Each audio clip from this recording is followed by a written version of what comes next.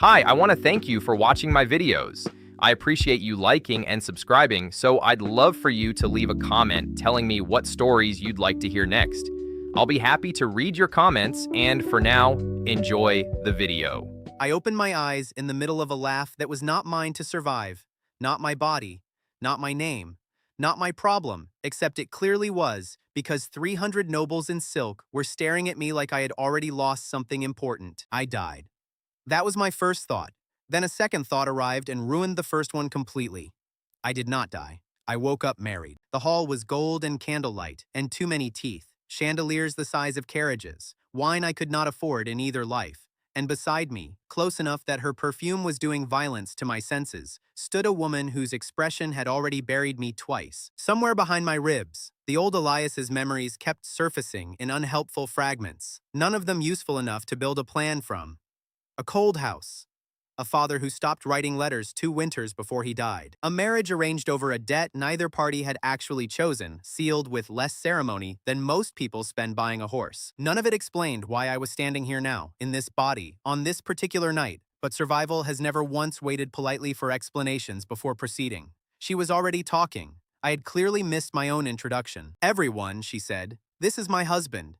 He used to have a village. Now he mostly has debts and a very sad haircut.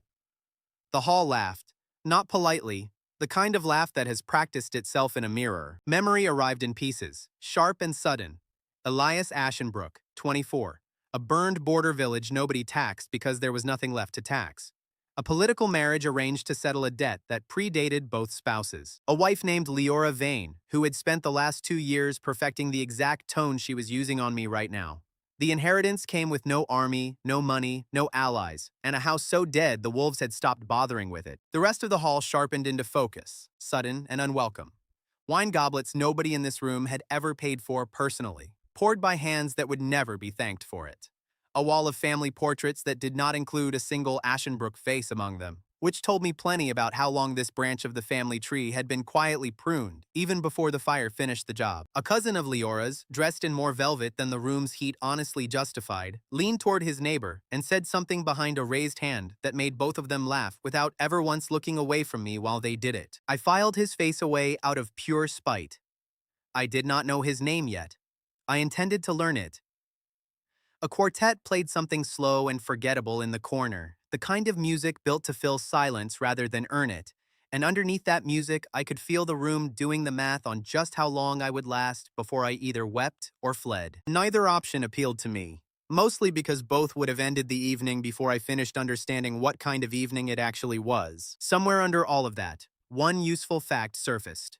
The old Elias had not fought back, not once. He had absorbed every hit like a man who had already decided the fight was over before it started. I decided quietly that I was not that man. I did not know these particular rules yet, not a single one of them, not this early. I did not know this court, this house, or which fork murdered you first. What I knew was that 300 people were watching to see if I would cry, and the smart move was to give them nothing they could use. So I did the only thing that felt like strategy. I said nothing. I let the silence sit there and get uncomfortable for everyone except me. I studied her properly for the first time since waking, cataloging her like an opponent rather than a stranger.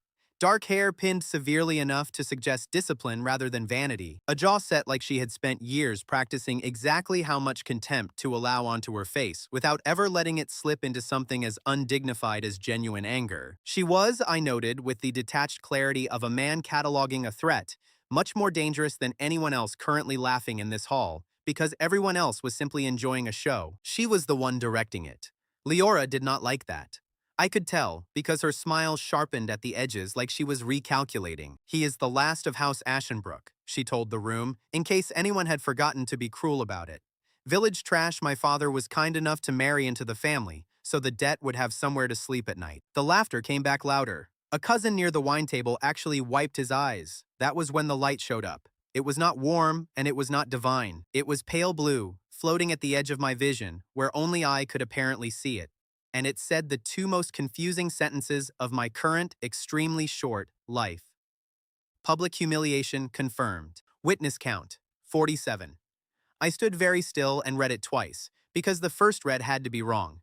A woman had just publicly compared me to inherited furniture, and something in the air was treating it like a transaction. 47. In a hall of 300. So it only counted the ones close enough to hear her clearly and enjoy it, the audience that actually mattered. Even the accounting had standards, and that told me more about this thing than the reward itself did. Reward, 1 bag of gold. I have been called worse things by better people, and none of them ever paid out. This one apparently did. I nearly laughed, which would have been a disaster, because laughing at your own wife mid-insult reads as either madness or confidence, and I had not decided which one I could afford yet. I settled for breathing through my nose and looking suitably wounded, which was not difficult, since part of me actually was. Say it again, I thought, mostly as a joke to myself. Say it louder. There are richer people in the back row who probably missed it. The light did not appreciate the joke. Intentional provocation, risk, reward reduced if repetition is requested. Noted. I filed that away with the speed of a man who had just been slapped by his own good luck and did not intend to waste the lesson.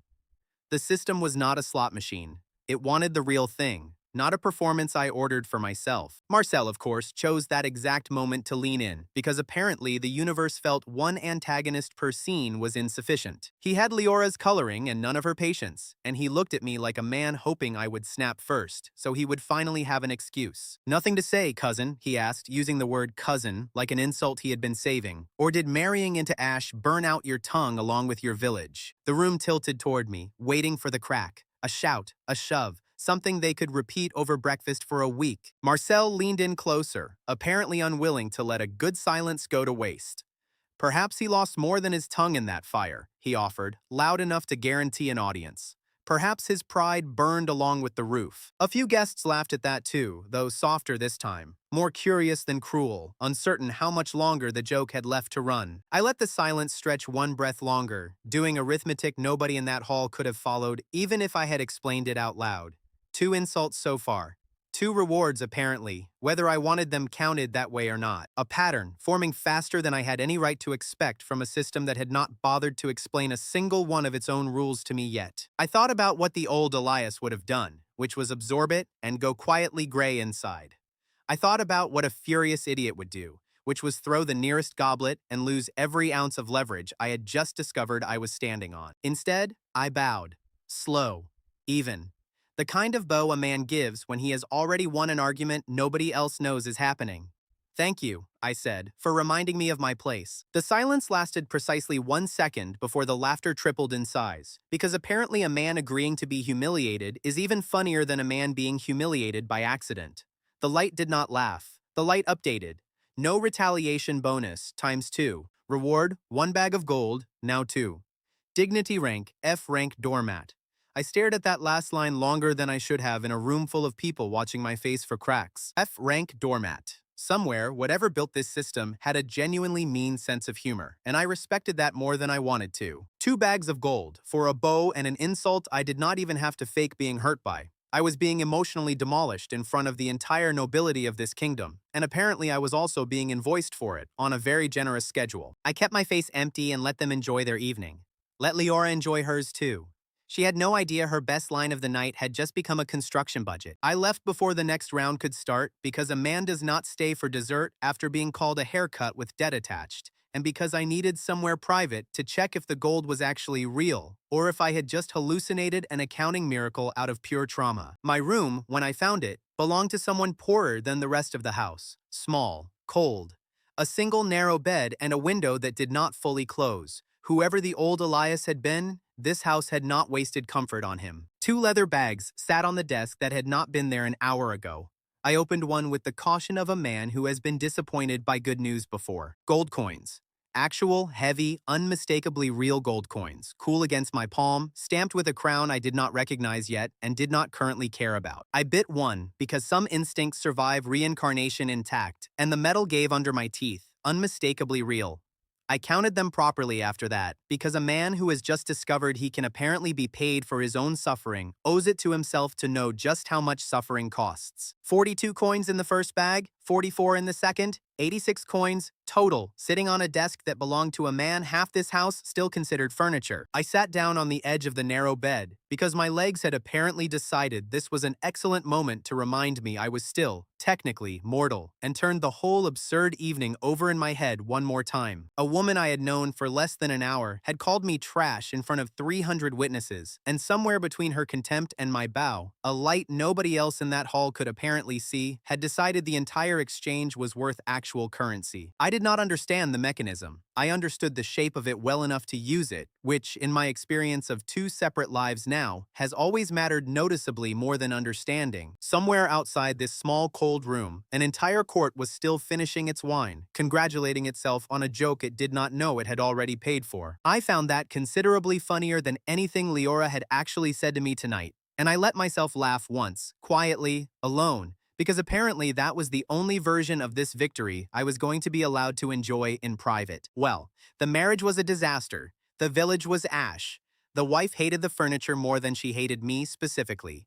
But the monetization, I had to admit, was excellent work. An old steward knocked and entered without much waiting, already braced for bad news from a room this small. He looked at the gold, then at me, then arranged his face into something that was almost hope. "Shall I send for a tailor, my lord?" he asked. "That coat has seen better decades." I thought about new clothes, about a warm meal that was not humiliation flavored, about every comfort a man in my position had every right to grab with both hands after the evening I had just survived. Then I thought about the other thing I now technically owned: a name. A ruined patch of borderland with my family's blood in the dirt and, according to the fragments in my head, actual living people still standing on it, waiting for a lord who had never once sent them anything useful. "Broken assets are cheap," I said, mostly to myself. "You just have to know what breaks first." The steward blinked, clearly unsure whether I had answered his question. "Send it to Ashenbrook," I told him. "All of it.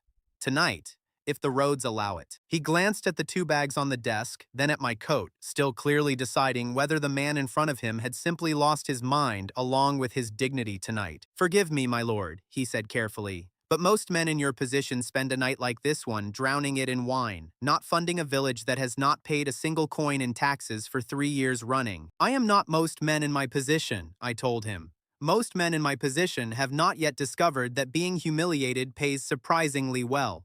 He did not understand the joke, which was fair since I barely understood it myself. He hesitated, clearly weighing whether the order sounded like genius or the start of a very short career. "Ashenbrook, my lord," he repeated slowly, as if checking he had heard a dead man's name correctly. "There is barely anyone left to receive it." "Then they will be very surprised?" I said, "when something eventually arrives." He bowed and left to find a horse and a road brave enough to travel it in the dark.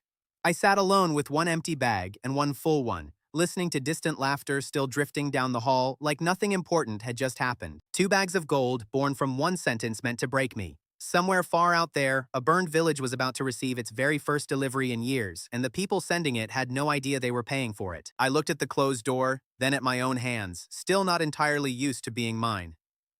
"Ashenbrook," I said again, quieter this time, testing how the word sat in a mouth that used to belong to someone who had given up on it completely. I did not sleep much at all that first night, mind circling the same handful of facts over and over without ever settling on one.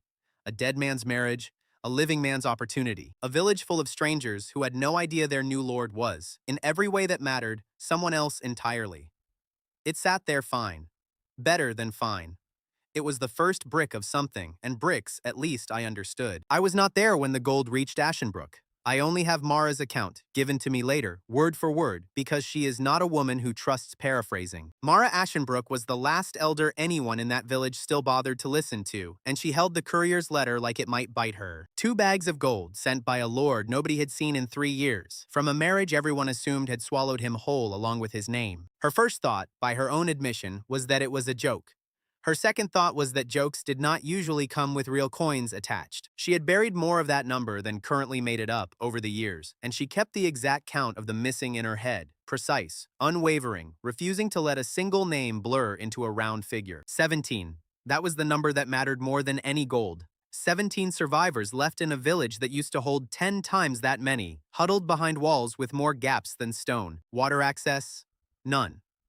The old well had collapsed 2 winters back, and every cup they drank now came from a creek an hour's walk away, shared with things that also wanted to drink from it. There were no food stores worth the name, barely a roof that did not leak, and no trust to spare for anyone wearing Housevane's colors, including technically me. 2 of the 17 were children young enough that they did not remember Ashenbrook before the fire at all, which Mara considered, in her own quiet way, both a mercy and a small tragedy simultaneously. The short letter that came together with the gold said little, because I did not yet know these people well enough to pretend otherwise. Fix the well first. Everything else waits. Half the village wanted to argue with a dead man's ghost.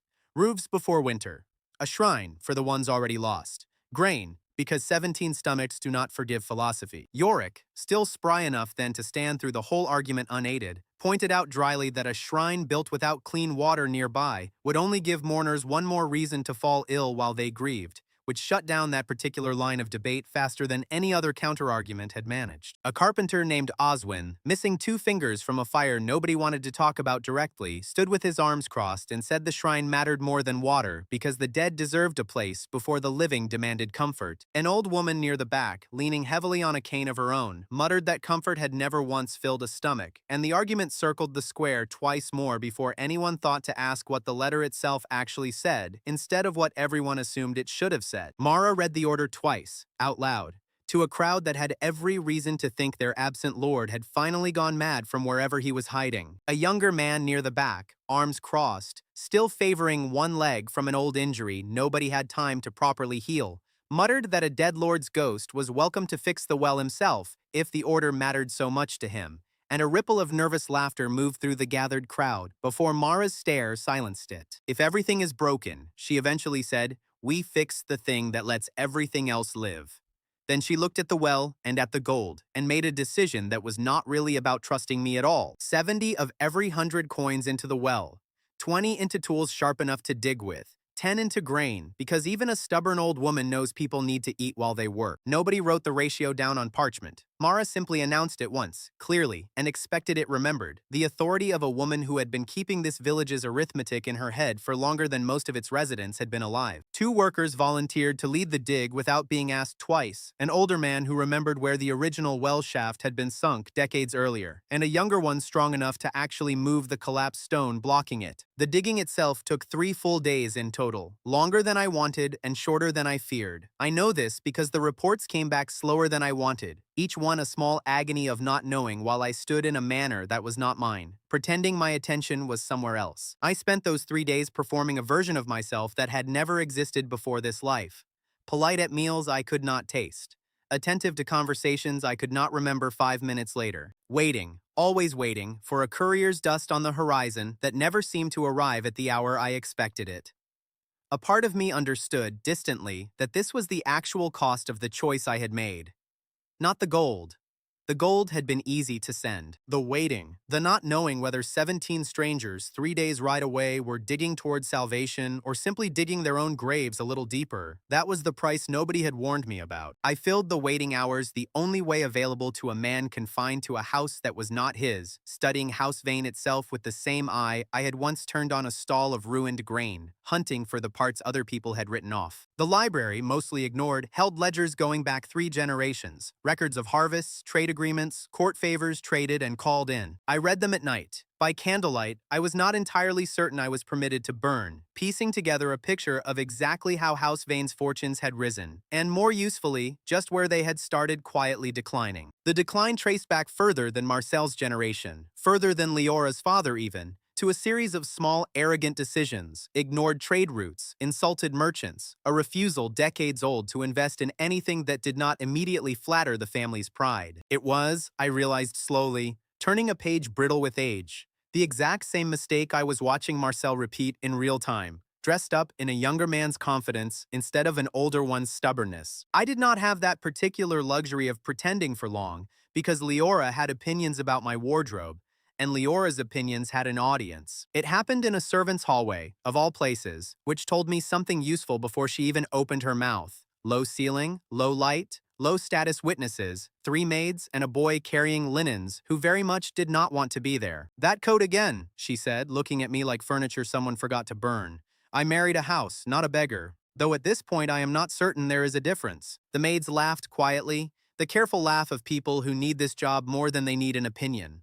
The light appeared, pale and patient, and I read it with the curiosity of a man collecting data rather than sympathy. Public humiliation confirmed. Witness multiplier times 1. Reward, 12 silver. 12 silver. Not 2 gold bags, not even 1. I nearly laughed out loud at the sheer administrative honesty of it, because apparently my own system had opinions about audience size, and those opinions were rude but accurate. So insulting me in a servant's hallway was worth pocket change, and insulting me in a hall full of nobles was worth a small fortune. Somewhere, whatever built this thing had priced humiliation exactly like any other market good, by who was watching and how much their opinion cost to buy. I bowed anyway, out of habit and out of the small, petty pleasure of watching Leora's expression flicker when the gesture refused to land as she wanted. She left without another word, her heels sharp against the stone floor, because contempt this casual did not need an exit line. I pocketed 12 silvers worth of proof that I was apparently building a reward table in real time, one insult at a time, and went looking for the next report from Ashenbrook. It came that evening, carried by the same tired courier, and it did not need many words. Water access restored. I read that line 4 times before I let myself believe it, pressing on the good news the way you press a wound to be sure it has actually stopped bleeding. Mara, apparently, had been the first to draw from the repaired well. She filled a cup with her own hands, because she trusted no one else's account of whether the water ran clear. She drank it slowly, the letter said, and then she did not say anything for a while, and then she cried, standing at the edge of a well her own grandfather had probably dug, in a village she had expected to bury, along with everyone still living in it. 17 people drank clean water that night for the first time, in longer than most of them wanted to remember out loud. Oswin, the carpenter who had argued so loudly for the shrine, drank his cup in one long pull, and then filled it again without a word. The second cup clearly less about thirst than about proving to himself the first one had not been a trick of exhaustion. 2 children who had never known the well working chased each other around its rim, shrieking with a kind of unguarded joy that had not echoed through this square in years, until someone finally scolded them for wasting water that had cost so much to fetch clean. Village condition improved. Ruined hamlet, level 0, rising toward level 1. It was a well, just a well, not a wall, not a market, not a single stone of anything that would impress a noble house. But it was the first true thing I had built since waking up in a body nobody respected, and it worked, and 17 people were alive to drink from it. I sat with that feeling longer than I should have, because feelings like that do not usually survive contact with people like Marcel. He found me near the East Gallery, unusually quiet for a man who preferred an audience for everything he did. "You are still standing," he said, like it personally offended him. "Most men in your position would have already found a very deep hole to disappear into." "I have found a well instead," I told him, and watched the sentence land somewhere he could not quite translate. He did not laugh. That was new, and it worried me more than the laughing ever had. He studied me instead, silent, taking a measurement he had never needed to take before. I did not learn what he actually thought that evening until much later, pieced together from a conversation his valet repeated to a courier, who repeated it to Mira, who passed it to me with the open relish she reserved for enemy intelligence. He had gone straight to his own rooms, apparently, and sat for a long while without calling for wine, which his household staff considered notable enough to mention on its own. "He is not the same man," he had eventually said, to no one in particular, according to the valet who happened to still be in the room adjusting a lamp. "Something happened to him in that fire. I do not know what, and I do not like not knowing." Whatever expression crossed his face next, I did not get to keep watching it, because he turned and left without the parting insult I had been half expecting. I understood precisely what that silence meant, even without a system window to confirm it. Marcel had noticed I was not breaking on schedule, and men like him did not simply accept a broken plan. They built a bigger one. Marcel's revenge arrived disguised as breakfast, which should tell you everything you need to know about how nobles fight. Small table, good light. 4 guests I did not recognize, each wearing the kind of quiet, expensive boredom that only comes from owning several other houses besides the one they were currently sitting in. "Cousin," Marcel said, sliding a leather ledger across the table like he was offering me toast. "Since you inherited the name, perhaps you would do us the honor of reading what you inherited with it." I opened it. I did not need to fake the silence that followed, because the number at the bottom of the page was genuinely impressive in the worst possible way. 11,000 crowns. Ashenbrook's debt, accumulated over years by people who were mostly dead now and therefore unavailable to be embarrassed about it. "Read it aloud," Marcel said, smiling, already certain how my voice was about to shake. I read it, slowly, clearly. Every line, every unpaid tax, every collapsed loan, like a man giving an honest account rather than a confession. One guest actually laughed into his tea. 11,000 crowns, spent on a village that currently has, what, a working well and not much else, he said. You did not marry a house, cousin. You married a debt with a very sad view. The room enjoyed that immensely. Marcel enjoyed it more than anyone, because he had built this exact moment on purpose. 4 important witnesses and 1 ledger designed to bury me in public arithmetic. He had no idea he was funding me by the sentence. Public humiliation confirmed. Witness multiplier times 5. Reward, 3 bags of gold. 3 bags, not 2. The system apparently valued rank over head count, and Marcel, in his enthusiasm to embarrass me in front of important people, had accidentally invited the most expensive audience I had ever stood in front of. I kept my face somewhere between shame and resignation, which was not difficult, since a genuine part of me was still doing math on 11,000 crowns I did not currently have. Leora watched the whole performance from the end of the table, saying nothing, which from her was somehow worse than an insult. I caught her eyes twice. Both times she looked away first, like she was trying to solve an equation that kept refusing to balance. The old Elias would have flinched at 11,000 crowns read aloud. This one apparently did math instead, and she had noticed the difference even if she could not yet name it. 3 bags of gold could not touch 11,000 crowns. But it could touch something smaller, and smaller was exactly what Ashenbrook needed next. I found the merchant himself 2 days later, in a market town close enough to House Vane that I could reach it without announcing where I was going or why. I had passed 2 other grain sellers before him, both offering clean stock at prices that would have swallowed every coin from that breakfast humiliation, and left nothing over for the labor of drying or storing anything at all. Clean grain, it turned out, was a luxury reserved for lords who did not need to think carefully about every copper. His name was Corin, and his stall smelled like rain that had gone somewhere it was not supposed to. Water got into the last shipment, he said, not even trying to sell it properly, which told me more than his words did. Half of it is feed at best. I will take whatever coin makes it your problem instead of mine. The market town itself smelled like every market town does. Tar and livestock and bread gone slightly stale, and I moved through it carefully. A man who could not yet afford to be recognized. No banners, no colors. Just a borrowed cart and a coat plain enough that nobody looked twice at the man wearing it. I opened a sack myself instead of trusting his description, because a man who has been called trash his entire new life develops a healthy suspicion of other people's trash. Something in my head sorted the grain before my hands finished moving through it, quiet and precise, and the light finally put a name to what it was teaching me. Trade insight unlocked. Mispriced asset detection. Not all of it was ruined. Some was soft and gray and genuinely gone. Some was only damp on the surface, salvageable if dried fast enough.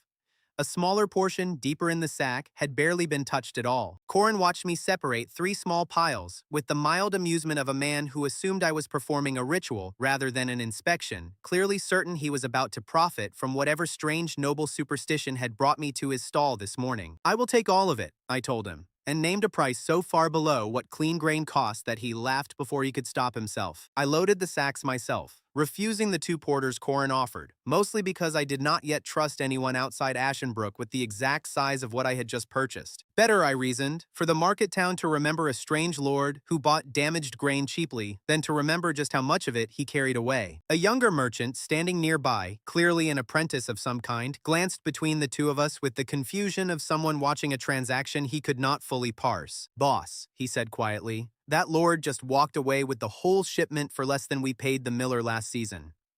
Corin waved him off, already counting his coin, entirely too pleased with himself to consider the apprentice's math worth a second thought. "Trash to a trash lord," he said, pocketing the coin like he had won something. "Good luck feeding anyone with that." I did not correct him, because free contempt has never once cost me anything, and this particular batch of contempt came with 3 cartloads of grain attached to it. I brought it to Ashenbrook myself, on a cart borrowed under a name that was not mine, because the first time I set foot in my own village, I did not want it to be an announcement. The cartwheels caught on every rut the last stretch of road offered, and by the time Ashenbrook's broken silhouette finally rose against the horizon, my arms ached from steadying 3 sacks of grain that seemed determined to shift with every bump regardless of how carefully I had packed them. The village looked smaller in person than the letters had made it sound, a scatter of repaired roofs among still blackened ones. The well, standing at the center of it all, the one clean, finished thing in a landscape otherwise built entirely out of half measures and stubborn survival. A boy no older than 8, barefoot despite the cold morning, spotted the cart first and ran ahead shouting that a stranger was coming, which brought half the working population out to the gate faster than any formal announcement could have managed. Mara herself met me at the village gate with an expression that suggested she had been preparing several versions of this conversation and had not settled on which one to use. "So you exist," she said eventually. "The letters made you sound taller." "I have been told I read taller than I stand," I said, and something in her face almost cracked into a smile before she remembered she was supposed to be suspicious of me. We worked straight through that whole night because wet grain never once waits politely for morning to arrive. Village women sorted alongside me at long tables, separating feed from drying stock from the small precious pile good enough to become next season's seed. A woman named Bren, sharp-tongued and faster with her hands than anyone else at the table, corrected my sorting twice within the first hour, unimpressed by my new title, which I found immediately reassuring, treating me like any other clumsy pair of hands slowing down her table. "That is feed, not seed, my lord," she said, not bothering to soften the correction. "Seed does not smell like that. If you plant what you just handed me, you will grow nothing but regret." The other women laughed, and I let them, because being corrected by someone who clearly knew grain better than I ever would felt a good deal safer than being flattered by someone who did not. We fell into a rhythm after that. Sort, dry, stack, sort again. The forge glowing orange against a night sky that had, until recently, only ever watched this village burn instead of build. Someone started humming an old work song halfway through, low and tired, and by the third verse, half the table had joined in without seeming to decide to. I did not know the words. I learned them anyway, badly, off rhythm, and nobody in that room seemed to mind nearly as much as I expected them to. The forge stayed lit past midnight, borrowed heat doing a job it was never built for, turning damp grain dry enough to save one handful at a time. Somewhere past midnight, exhausted enough that my hands had stopped obeying instructions, Bren pressed a cup of something bitter and hot into my grip without a word and nodded toward the fire. The work was not finished just because my body had started arguing about it. I drank it. It tasted terrible. I asked for another cup an hour later anyway. By dawn, my hands smelled like scorched grain, and my back had opinions about every decision that led me here. But the numbers on Mara's tally sheet were numbers I could finally live with. Salvage confirmed. 63% usable. Seed stock secured. Corin heard about it 3 days later from a trader who had heard it from someone else entirely, growing a little more impressive with each retelling until, by the time it reached him, I had apparently rescued the entire harvest single-handedly. He found me himself eventually at the edge of the same market where he had first sold me his ruined shipment, arms crossed, expression somewhere between annoyed and grudgingly impressed. "You separated it," he said, "less a question than an accusation. Nobody separates water-damaged grain by hand. Everyone just writes off the whole sack and moves on. Everyone else does not have 17 hungry people waiting on the other end of the decision," I told him, and watched the recalculation cross his face, a merchant realizing he had underpriced more than just grain. Trash grain, resold at a real profit, with seed left over for planting. He did not come find me to complain. He came to ask, carefully, if I had more damaged stock I intended to buy again. I told him I would think about it, which was true, and left before the conversation could turn into anything resembling respect, because respect this early tends to be premature and expensive. For 3 days, the story sat well with me. Then Mara's letter arrived, and it did not. 31% of what we saved has spoiled, she wrote, in handwriting that had clearly been rewritten at least once to sound calmer than she felt.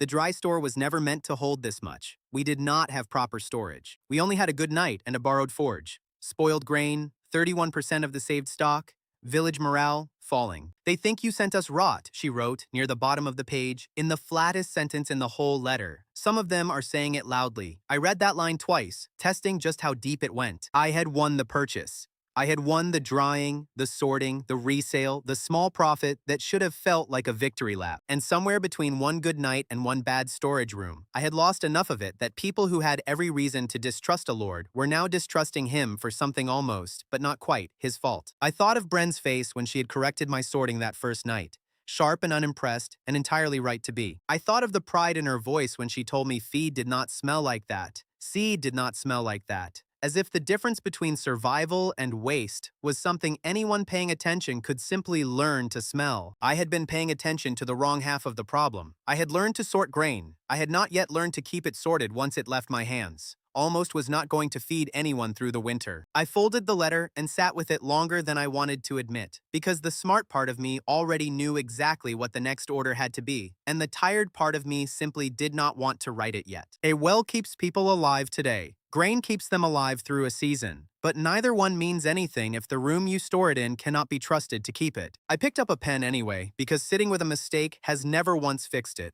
Storage next, I wrote. And that was one promise I intended to keep on schedule this time. Some failures arrive with an enemy attached to them.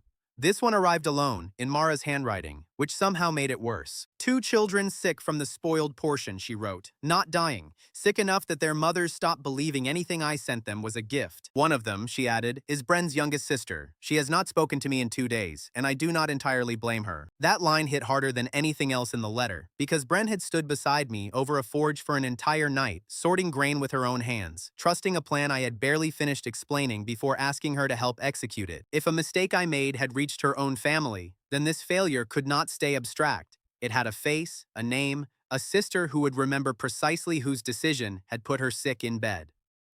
Trust loss, spoiled grain, 31%. Village level 1, holding, but unstable. I read that last word twice, unstable, and felt the full weight of exactly how quickly something built carefully over weeks could tilt back toward collapse over a single mistake made in a single night. The system did not soften any of it for me. No bonus for good intentions, no discount for a night spent sweating over a borrowed forge. It simply recorded what happened, flat and honest, a ledger's only trick. I did not look for someone else to blame, because there was no one else standing close enough to the decision. I had bought the grain. I had picked the storage. The storage had failed. I sat with that fact instead of running from it, waiting to see how badly it would scar.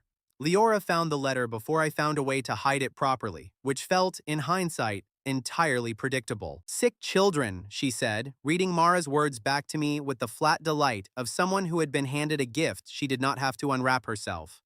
Gold does not make a village boy smart. It just makes his mistakes more expensive. It was a small room, no witnesses worth counting beyond the 2 of us, and a maid pretending very hard to be furniture. Public humiliation confirmed. Reward tier low. 12 silver, again, the same modest tax on private cruelty. I found myself, oddly, almost grateful for the smallness of it. A private insult from Leora had always cost her little to give, and paid me little in return, but at least it was honest, which was more than I could say for most of what this court had been doing to my name since the banquet. I let the insult sit there without flinching, because the sting of it was real, and pretending otherwise would have been its own kind of lie. Then something else arrived behind the reward, small and technical, easy to miss if I had been too busy being wounded to notice it. Blueprint fragment, raised floor granary. I stared at that line longer than I stared at her. A raised floor, airflow beneath the grain instead of damp stone pressed directly against it. Dry zones separated from wet ones by more than good intentions. She had no idea her contempt had just handed me the exact shape of my own mistake, corrected. Thank you, I said, and meant it in a way that clearly confused her more than any insult could have. She left without an answer, because apparently confusing Leora was its own small private victory, one the system did not need to price for me to enjoy it. I rode to Ashenbrook that same week, blueprint fragment turning over in my head the entire way, and found Mara right where I expected her, arguing with a carpenter about wood she did not yet have enough of. Raise the floor first, I told her, before either of them could finish their argument for me. Grain never touches stone again. Air moves under it, not just around it. Wet goes in one room, dry in another, and nothing shares a wall with the other kind. She studied me exactly as she had studied the well letter, testing whether the order made survival sense or simply sounded clever. It made sense to the carpenter first, which mattered more, because he was the one who had to build it. Yorick, despite the hip that had started troubling him more with each passing week, insisted on personally checking every beam's angle before the carpenter was allowed to secure it in place, muttering the whole time about lords who thought stonework and carpentry were interchangeable skills simply because both involved a hammer. We used what we had. Old fence posts for the raised beams, split barrels for airflow gaps, labor that came slower than I wanted because trust does not rebuild itself just because the plan is correct. It took 9 days. I stayed for most of them, sleeping badly, hands blistered in new places, watching a storage room become something that might actually survive a season instead of just a good night. Oswin ran the carpentry himself, sharper with a saw than his missing fingers should have allowed. working with the economy of movement that only comes from a man who long ago stopped taking his own hands for granted and made a point of correcting my measurements twice a day whether I asked for the correction or not. You built the frame like a man who has never once had to live with his own mistakes, he said on the fourth day, adjusting a support beam I had set half a hand's width too low. I have lived with mine. Trust me on the height. I trusted him on the height.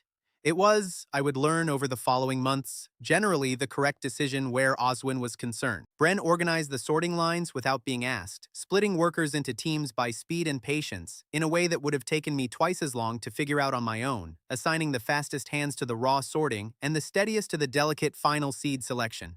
An instinct for logistics she had apparently possessed all along without ever having a granary large enough to properly use it on. Yorick contributed what he could from a chair near the wall, directing the stonework on the foundation, with a voice that had lost none of its authority even as his legs slowly refused to cooperate with the rest of him. By the sixth day, the two of them had stopped waiting for my instructions before making decisions, which felt, at first, like a small failure of leadership.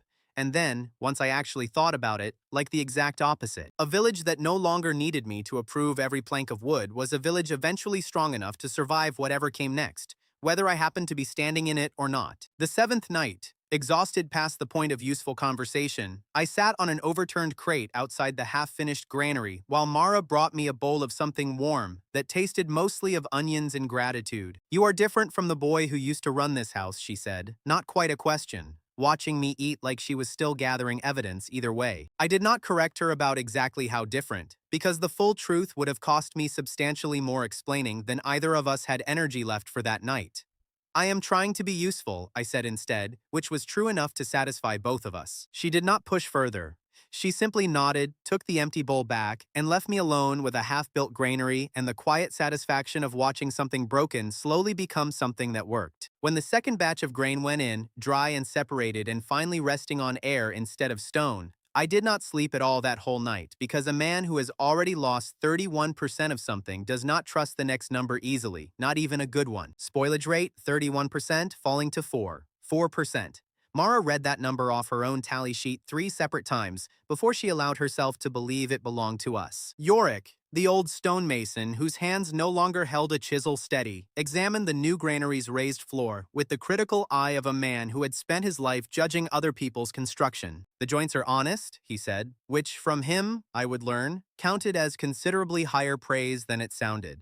Whoever taught the carpenter that trick with the airflow gaps knew what he was doing. Oswin, overhearing, did not bother hiding his pleasure at the compliment, though he pretended for a moment not to have heard it at all. The villagers who had cursed my name over rotten grain did not apologize, not out loud, not yet, but I watched 2 of them quietly move a sack of the new batch further from a damp wall without being asked, and that told me more than any apology would have. Bren's youngest sister, still pale from the illness but steady on her feet again, helped carry the last sacks into the new dry room herself, refusing every offer to let someone else take the weight instead. "I want to know it is safe with my own hands," she said, when Mara tried to stop her. "Not just told it is safe."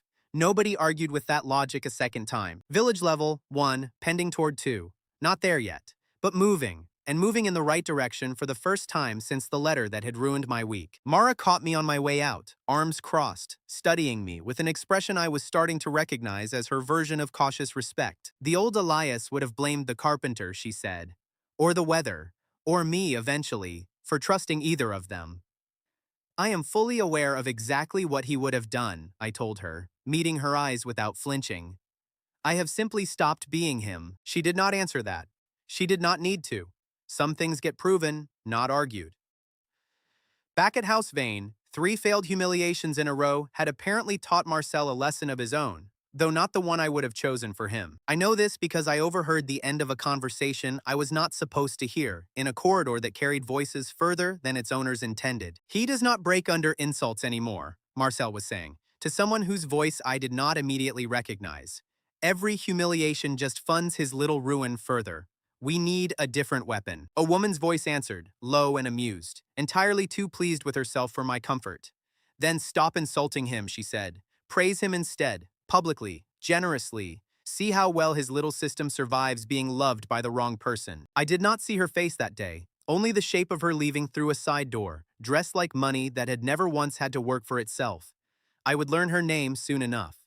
Celeste Ravel. I spent that same night asking a steward quietly what he knew of her, which turned out to be much less than I wanted. A court beauty, unmarried, connected to enough noble houses that crossing her carelessly would cost more than crossing Marcel ever had. No fortune of her own, from what he could gather, only influence, carefully built and carefully spent, the kind of power that does not show up on any ledger but matters more than most of the ones that do. That absence of a paper trail worried me more than anything concrete would have.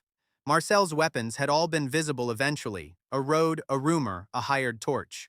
Whatever Celeste intended to use against me, I suspected, would not announce itself nearly so plainly. I had spent 3 months of this new life learning that contempt, aimed at me correctly, turned into gold. I had no idea yet that a compliment, aimed at me by the right person, could cost me noticeably more. I met Celeste Ravel properly 3 days later, in a garden full of people who had nothing better to do than watch two strangers talk. She was beautiful in the expensive way that made men forget to ask questions, and she walked straight toward me like she already owned the outcome of this conversation. "Elias Ashenbrook," she said, loud enough for at least a dozen people to hear it comfortably.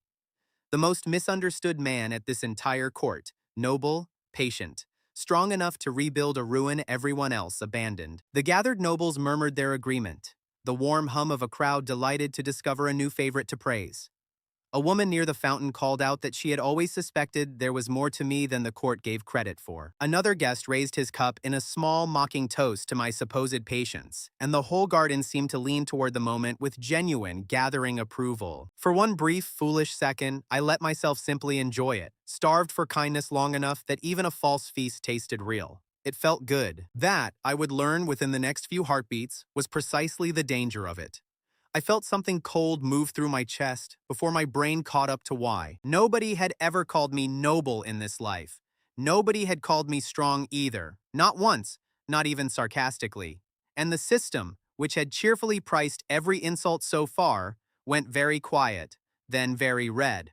False praise detected, unearned honor debt created. I had spent every week of this life so far learning that contempt paid well. I had never once considered that a compliment could rob me faster than any insult had. I had just been mugged by a stranger with excellent posture and a warm smile. And the worst part was that I could not even shout for help, because shouting at a woman for saying nice things about you tends to look insane in front of witnesses. Village fund, -3 bags of gold. I did the math in my head before my face had time to react, and the number landed somewhere between physically ill and professionally impressed. Celeste smiled wider, a hunter watching her trap close exactly on schedule.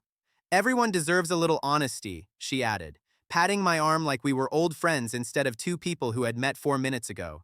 "You have suffered so much and so quietly. It is truly remarkable." Public sympathy balance reversed. False praise debt +1, and climbing every time she opened her mouth in front of an audience that mattered. The counter read 1 that afternoon and 2 by evening, a running tally with my name on it, and no visible way to refuse the credit being extended in it. Somewhere, a system had opened a loan against my reputation, and Celeste was cheerfully spending it for me. I tried, briefly, to simply avoid her entirely, ducking into a side corridor the next time I saw her approaching across a crowded hall. It did not work. She found me within the hour anyway, apparently entirely capable of tracking a target through an unfamiliar house with the same patience she brought to everything else. "You cannot outrun a compliment, Elias," she said, amused, clearly enjoying my discomfort considerably more than the words themselves suggested. "It simply follows you until someone eventually believes it." A young nobleman near the back, clearly more interested in Celeste than in me, added his own compliment to the pile, calling me a model of quiet dignity that the rest of the court would do well to imitate. Each word settled onto a balance I could not see but could absolutely feel tipping the wrong direction. I tried briefly to simply walk away from the conversation entirely, murmuring something about needing air. Celeste followed at a polite, unhurried distance, continuing to speak of my virtues to anyone still listening. And I understood, with a cold, sinking clarity, that walking away from praise does not actually stop praise from being given. The court around us cooed at her generosity, entirely unaware that every warm word was quietly starving a granary 2 days' ride away. I felt every coin of it this time and could not afford one honest flinch because visible pain would only have fed her performance. For 2 days, I simply noticed people at court treating Celeste's compliments as fact, repeating them at me secondhand with the enthusiasm of people who enjoy being near a story more than they care whether the story is true. I did not personally correct any of it myself, mostly because correcting a compliment in public sounds, to most listeners, exactly like false modesty, and I had no patience left to manage that particular misunderstanding on top of everything else. I found out how badly that silence had cost me 3 days later, in a letter from Mara that arrived shorter and angrier than usual. Wages stopped, she wrote.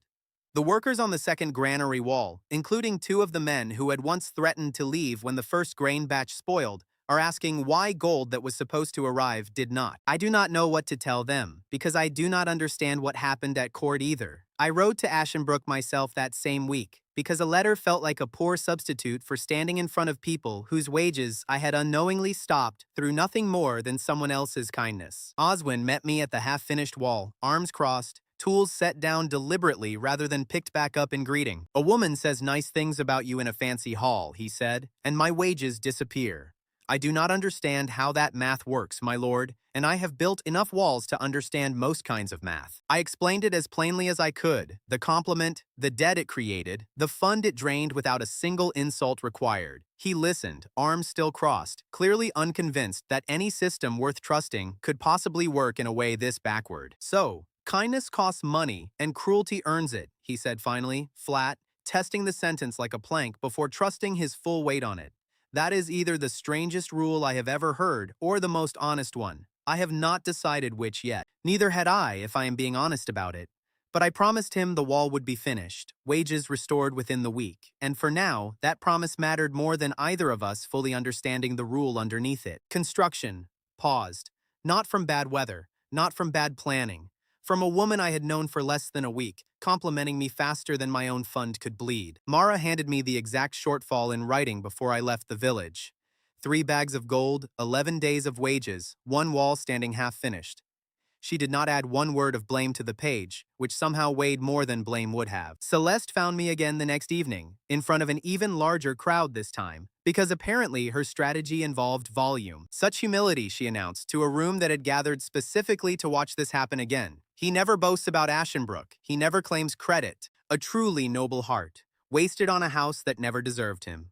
I watched the number tick upward in my head before the system even bothered to show it to me. Leora stood near the far wall, very still, watching this unfold with an expression I could not fully read yet, somewhere between suspicion and something closer to concern she was not ready to admit to. She did not understand the mechanics, not yet. But she understood, on instinct alone, that praise this loud and this convenient rarely arrives without a price attached to someone. I had 2 choices, standing there while a stranger's kindness quietly bankrupted a village that had already survived one of my mistakes this month. I could thank her and watch the fund keep bleeding until there was nothing left to build with. Or I could say something in front of enough witnesses that it actually mattered, and risk looking like the single most ungrateful man at court. Do not call me worthy, I said, loud enough to cut through her next sentence before it could finish forming. I have not earned that word from you or from anyone here. The garden went quiet. The particular quiet of a room realizing someone had just broken a script nobody else knew they were reading from. Celeste blinked, genuinely surprised, which told me this had never once failed for her before. If you want to know what I'm worth, I continued, check the work instead of the compliments. Come to Ashenbrook. Count the wells, the granary, the wages paid, and the wages owed. Judge the ledger, not the speech. One older nobleman near the fountain, a man I did not recognize, murmured to his companion that he had not heard anyone speak to Celeste Ravel that plainly in over a decade at court. His companion simply looked mildly alarmed on my behalf, as if I had just picked a fight with weather itself. A few guests laughed, the nervous kind, the kind that comes from watching someone reject a gift everyone else would have accepted gladly. Then the laughter thinned out, because the room slowly realized what I had actually just done. I had not insulted her. I had not defended myself with words. I had simply invited every person present to go verify me instead of listen to either of us. False praise debt growth halted. Audit challenge, open. Celeste recovered fast, because women who weaponize compliments for a living do not stay flustered for long. How refreshing, she said, smile sharpening into something closer to genuine interest than performance. Very well. I will inspect Ashenbrook myself, Lord Ashenbrook. 1 week should be more than sufficient to see precisely how noble your ruin truly is. She said my title like it was still a joke, but the challenge underneath it was entirely real now, and both of us knew it. I bowed, because a bow costs nothing and occasionally confuses people more than words do. I look forward to it, I told her, and meant every syllable, even the frightened part. Across the garden, I caught Marcel's face for exactly 1 second before he composed it back into boredom. He was smiling too, not at Celeste's cleverness. At the math he had already done in his head, the same math anyone would do about a burned village with a punished fund, a week's notice, and an inspector who had no reason to be kind to it. No broken village survives real scrutiny, his expression said, clear as if he had spoken it aloud. I had 7 days to prove him wrong, with a fund 3 bags lighter than it should have been, wages stopped mid-wall, and one woman coming to count every gap in my ledger with the same precision she had used to nearly bleed me dry with kindness. I had learned insults could fund a village. I had just learned praise could rob one. I still had not learned the difference between the two fast enough, and Ashenbrook was going to have exactly 1 week to find out whether that lesson had arrived in time. By the time I reached Ashenbrook again, the rumors had already arrived ahead of me, which is the one thing rumors are reliably faster than. Some said I was cursed, gold appearing from nowhere to fund a dead village. Some said I was a genius, quietly rebuilding what nobles had abandoned.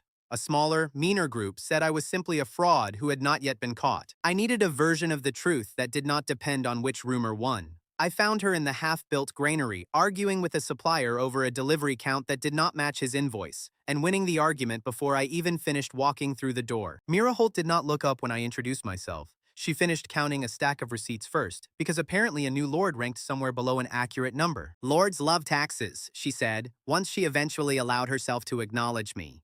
Not accounting. Taxes tell you what you are owed.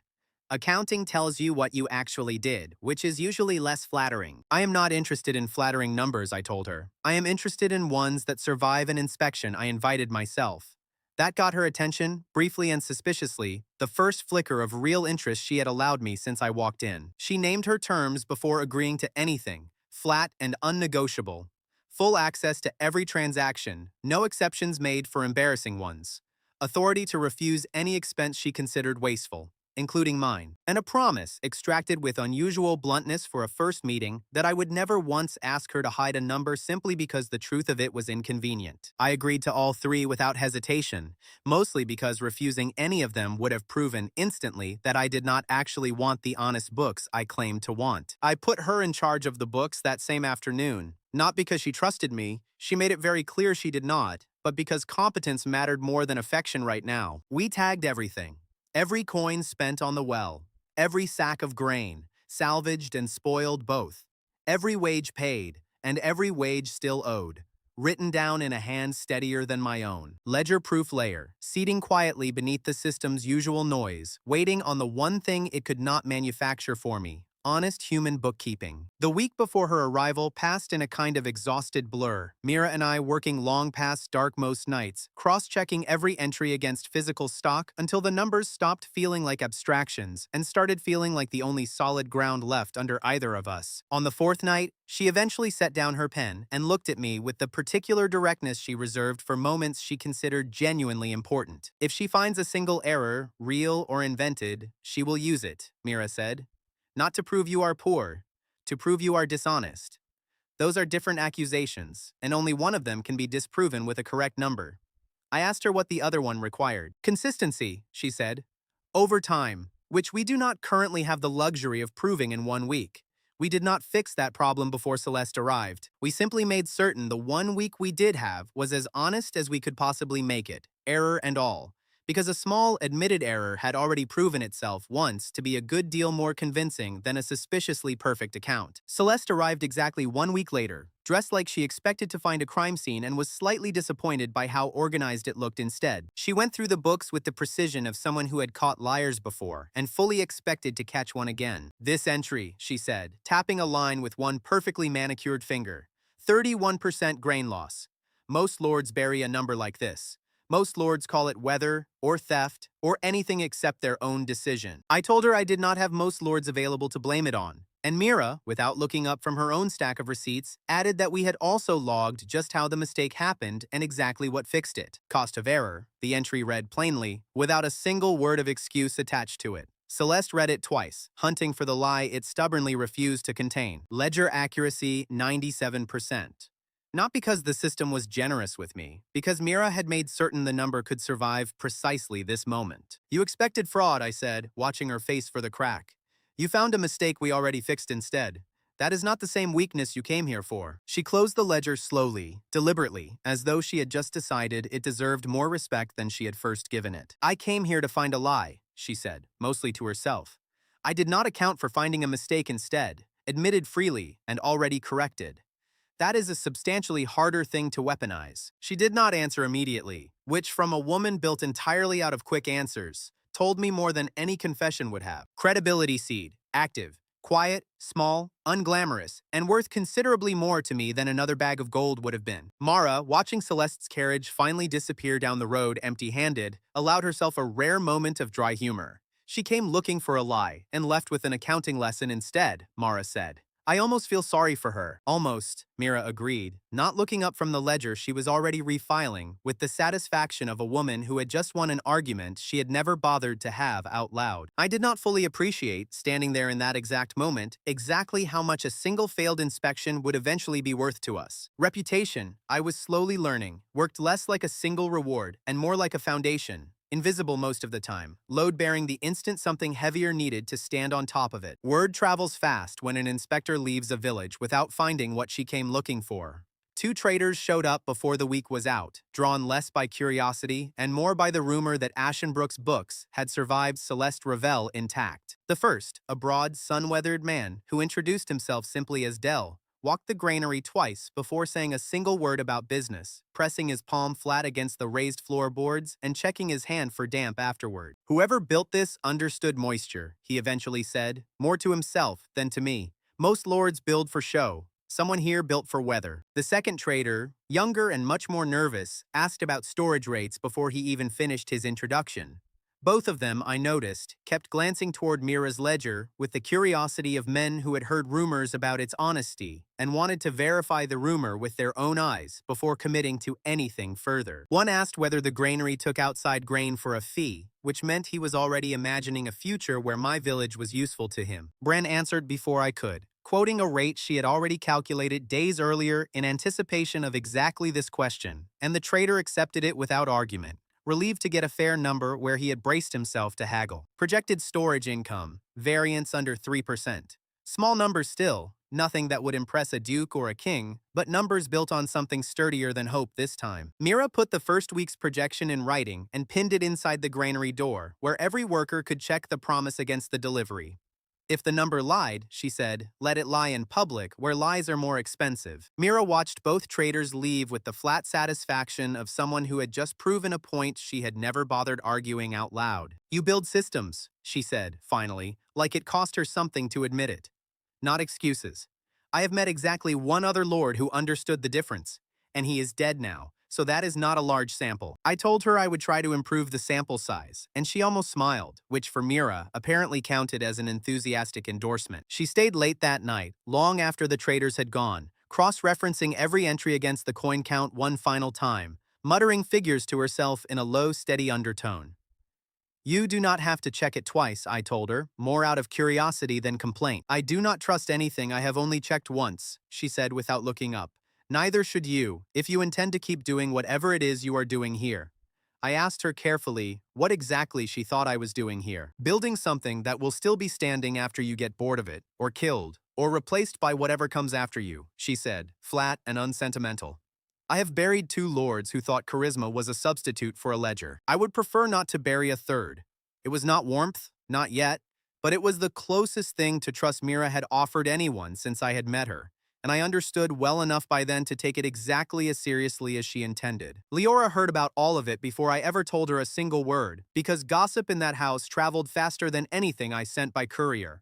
She found me in the East Gallery again, the same place Marcel had once measured me with that long, unfriendly silence. You invited her, Leora said, meaning Celeste, meaning the entire audit, meaning every reckless decision I had made in the last 2 weeks stacked together. You invited the woman trying to bankrupt you with compliments into your own village to check your own books. I did, I said. Seemed faster than waiting for someone else to accuse me first. The old Elias never once made a public challenge, she said, quiet now, studying me like handwriting that no longer matched the signature she knew. He absorbed everything and asked for nothing.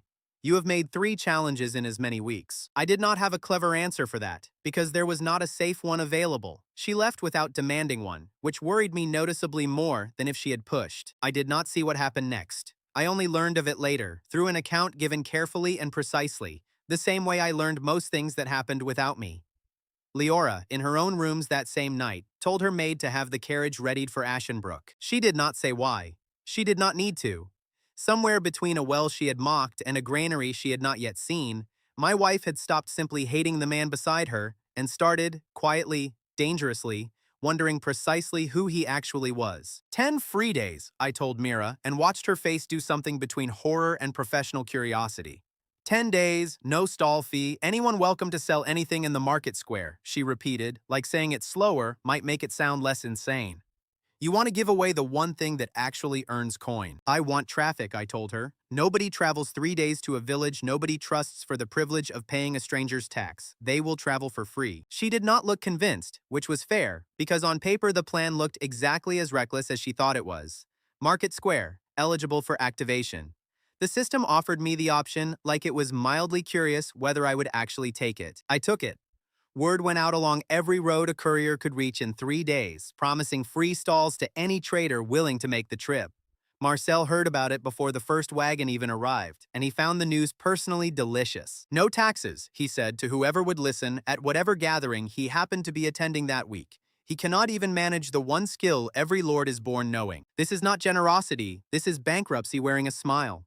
He was half right, which was almost impressive for him. It was bankruptcy, briefly, on paper, for exactly 10 days. I spent the first morning standing near the market entrance myself, greeting every arriving cart personally, because a village with no reputation needed a face attached to its promise, not simply a chalked announcement nailed to a post. Most travelers regarded me with open suspicion, the wariness of people who have been offered too many free things in their lives that turned out to cost considerably more later. A few asked outright what the trick was. I told them honestly that the trick was services, not charity, and let them draw their own conclusions once they saw the mill and the storehouse for themselves. Traders arrived slower than I wanted on the first morning, then faster than Mira had projected by the third, drawn less by trust and more by the simple, irresistible math of a free stall and a road that eventually led somewhere worth traveling. They came expecting nothing but a table and open air. They found a mill that would grind their grain for a fee, a storehouse that would hold their goods overnight for a fee, a kitchen that would feed them, a room that would shelter them,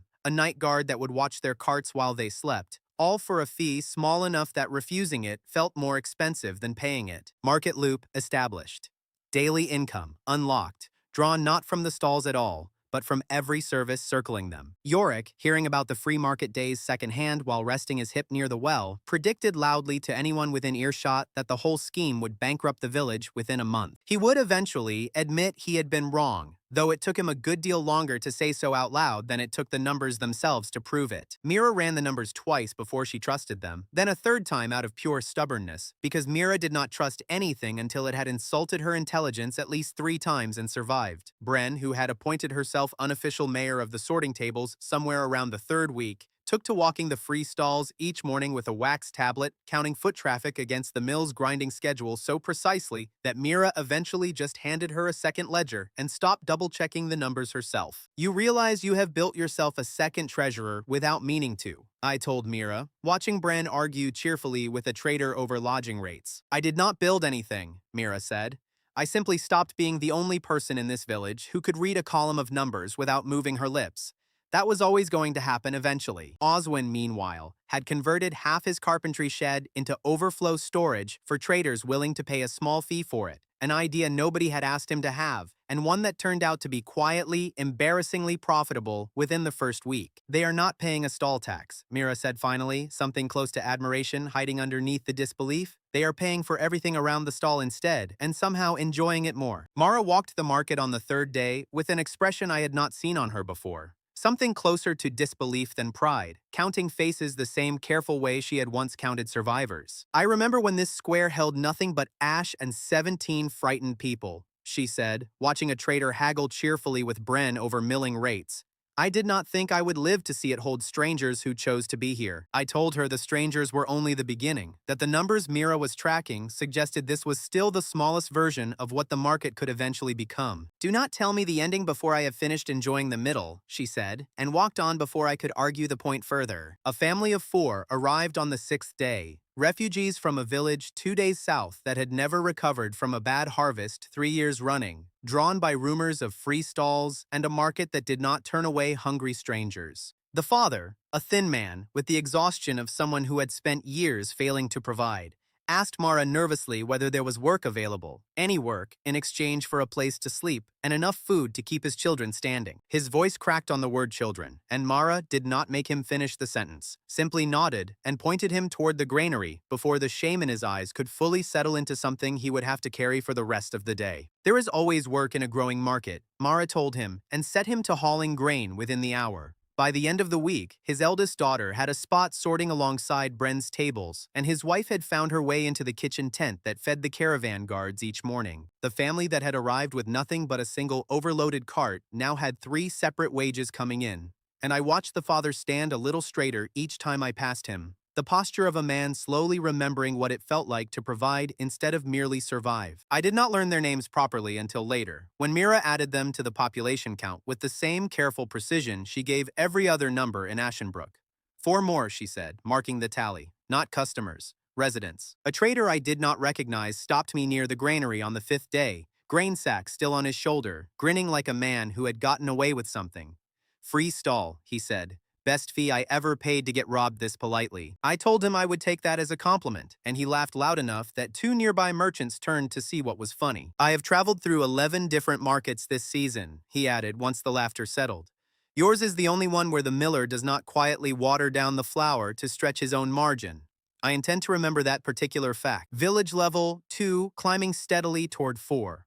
Population, 17, swelling toward 43. As workers and families who had scattered during the burning years started trickling back to a village that eventually had food, water, and something resembling a future. Some returned with nothing but the clothes on their backs and a rumor they had half believed. Others arrived with tools still wrapped from whatever trade had employed them elsewhere, eager to put a skill back to use somewhere that might actually value it. Mara greeted each returning family personally, no matter how busy the day, because she considered it the one duty no ledger or system window could properly replace. Celeste arrived on the 8th day, drawn by the same rumors that had drawn the traders, though her interest in Ashenbrook's success was substantially less commercial. Remarkable, she said, standing at the edge of the market with an audience already gathering around her, the way an audience always gathered around her.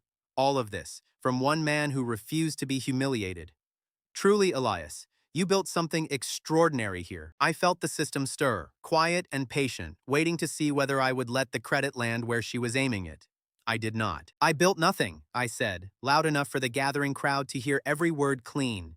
Mira built the ledger that made merchants trust us. The carpenters built the granary with their own hands. The women who sorted grain through one bad night built the seed stock that fed this planting season. I only decided where the first coin went. Celeste's smile flickered just slightly, the sign of a woman recalculating a move that had just failed to land. False praise debt. Unmoved. Not a single coin drained because the credit she had tried to hang on me had nowhere to attach itself.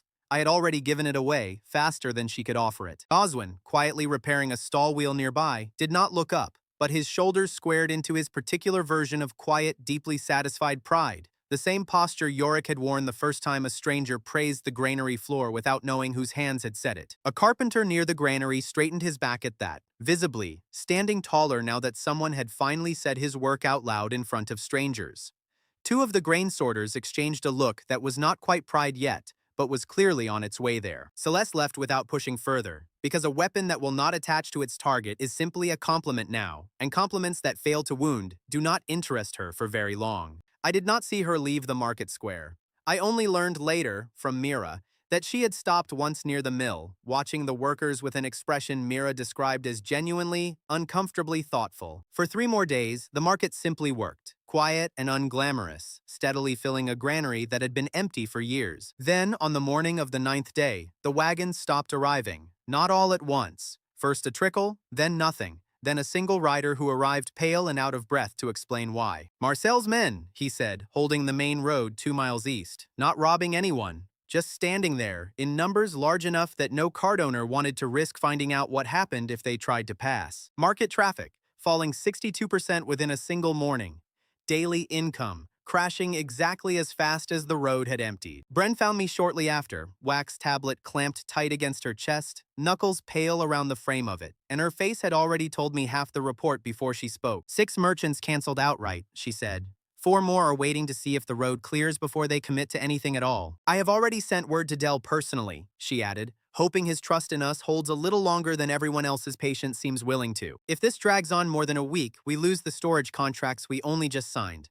I asked her what she recommended, mostly because she had earned the right to be asked directly by now. I recommend you stop standing here, listening to me list problems, and go solve one of them, she said, not unkindly, and went back to her count before I could argue with the logic of it. Mira found the number before I did and simply turned her ledger toward me without a word, because some numbers do not need commentary. I stood at the edge of a market that had, 3 days ago, looked like the beginning of something unstoppable, and watched 2 more wagons turn back at the horizon, rather than risk the road at all. Marcel had not attacked the village. He had not attacked me.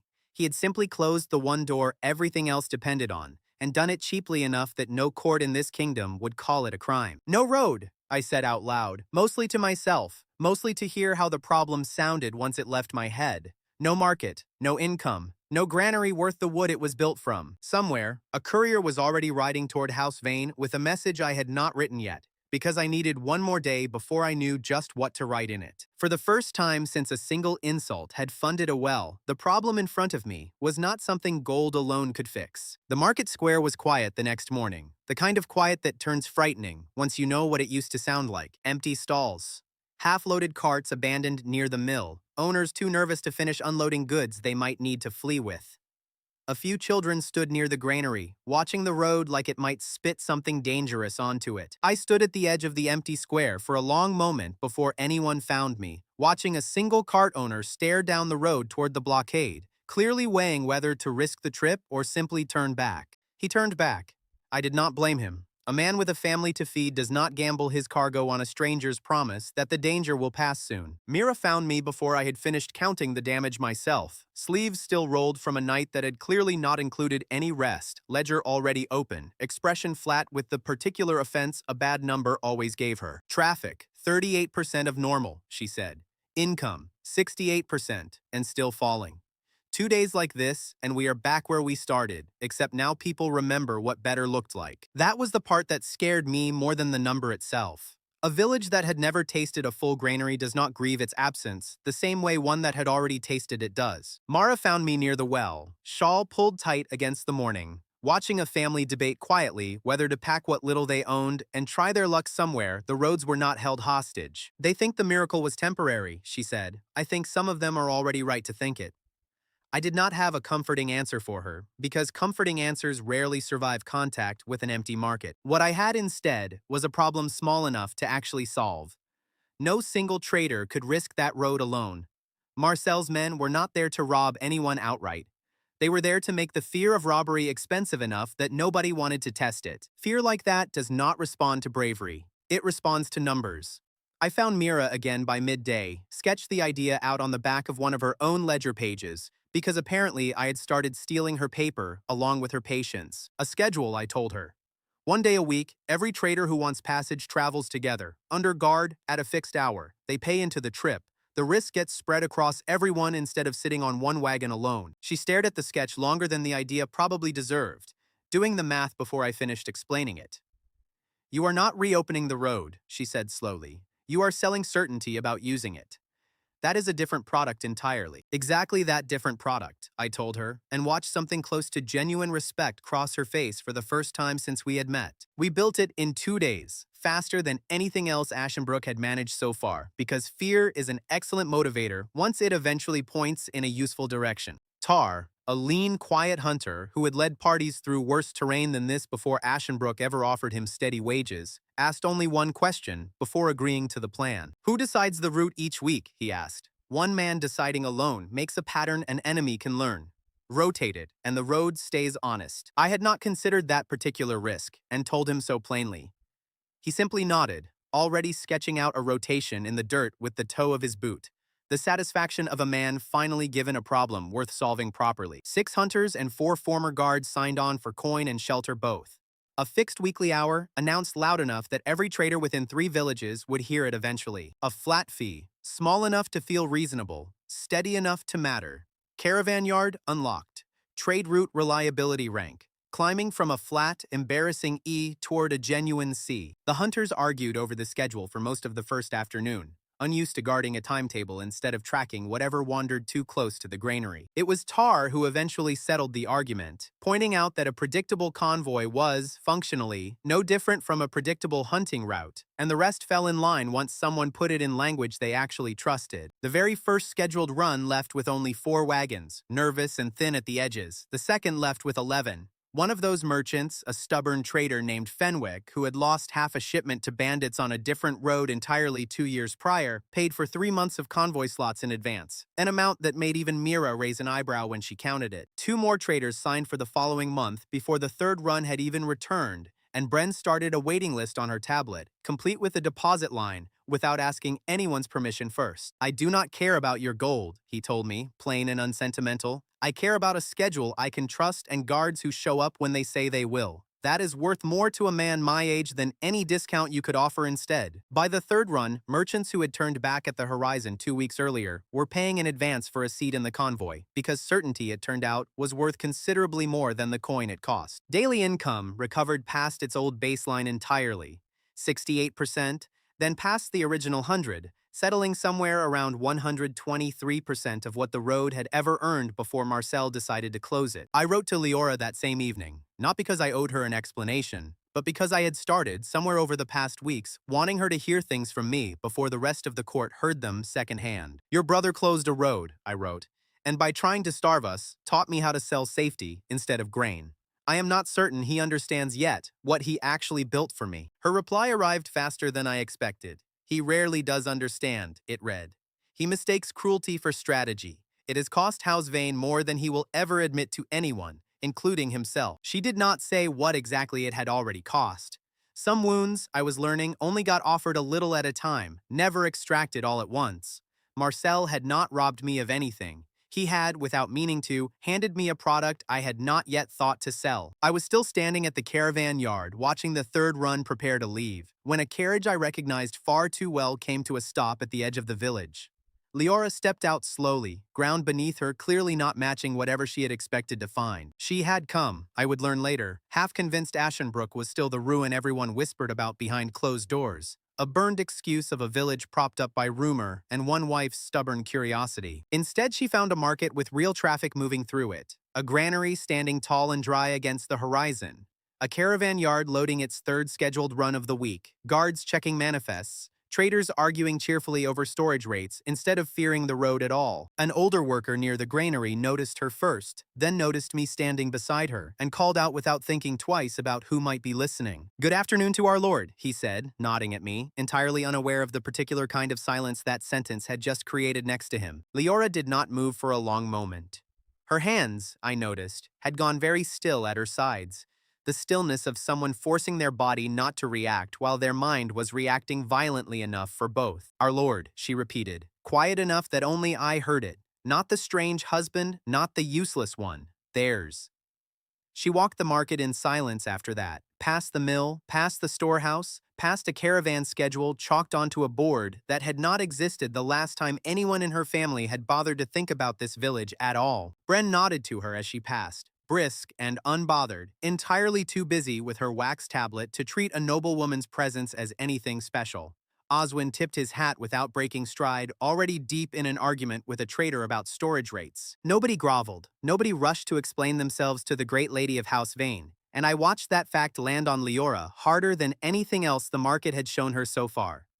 "They are not afraid of me," she said quietly, almost to herself. "They have not had a reason to be in this particular square for a while now," I told her, and watched the sentence land somewhere deeper than either of us had planned for it to go. I did not narrate a single detail of it for her. Not the road, not the numbers, none of it. I let the numbers speak for themselves. They usually did a better job than I could. She stopped longest at the granary, pausing at the threshold before entering, running one gloved hand along the raised floorboards the same way Dell had once done, though for entirely different reasons. I watched her count silently, the same discipline I imagined she had been trained into counting dowries and debts since childhood, converting wood and grain and labor into a number that clearly did not match anything her family had ever bothered to teach her about this village. Mara, watching from a respectful distance, did not approach.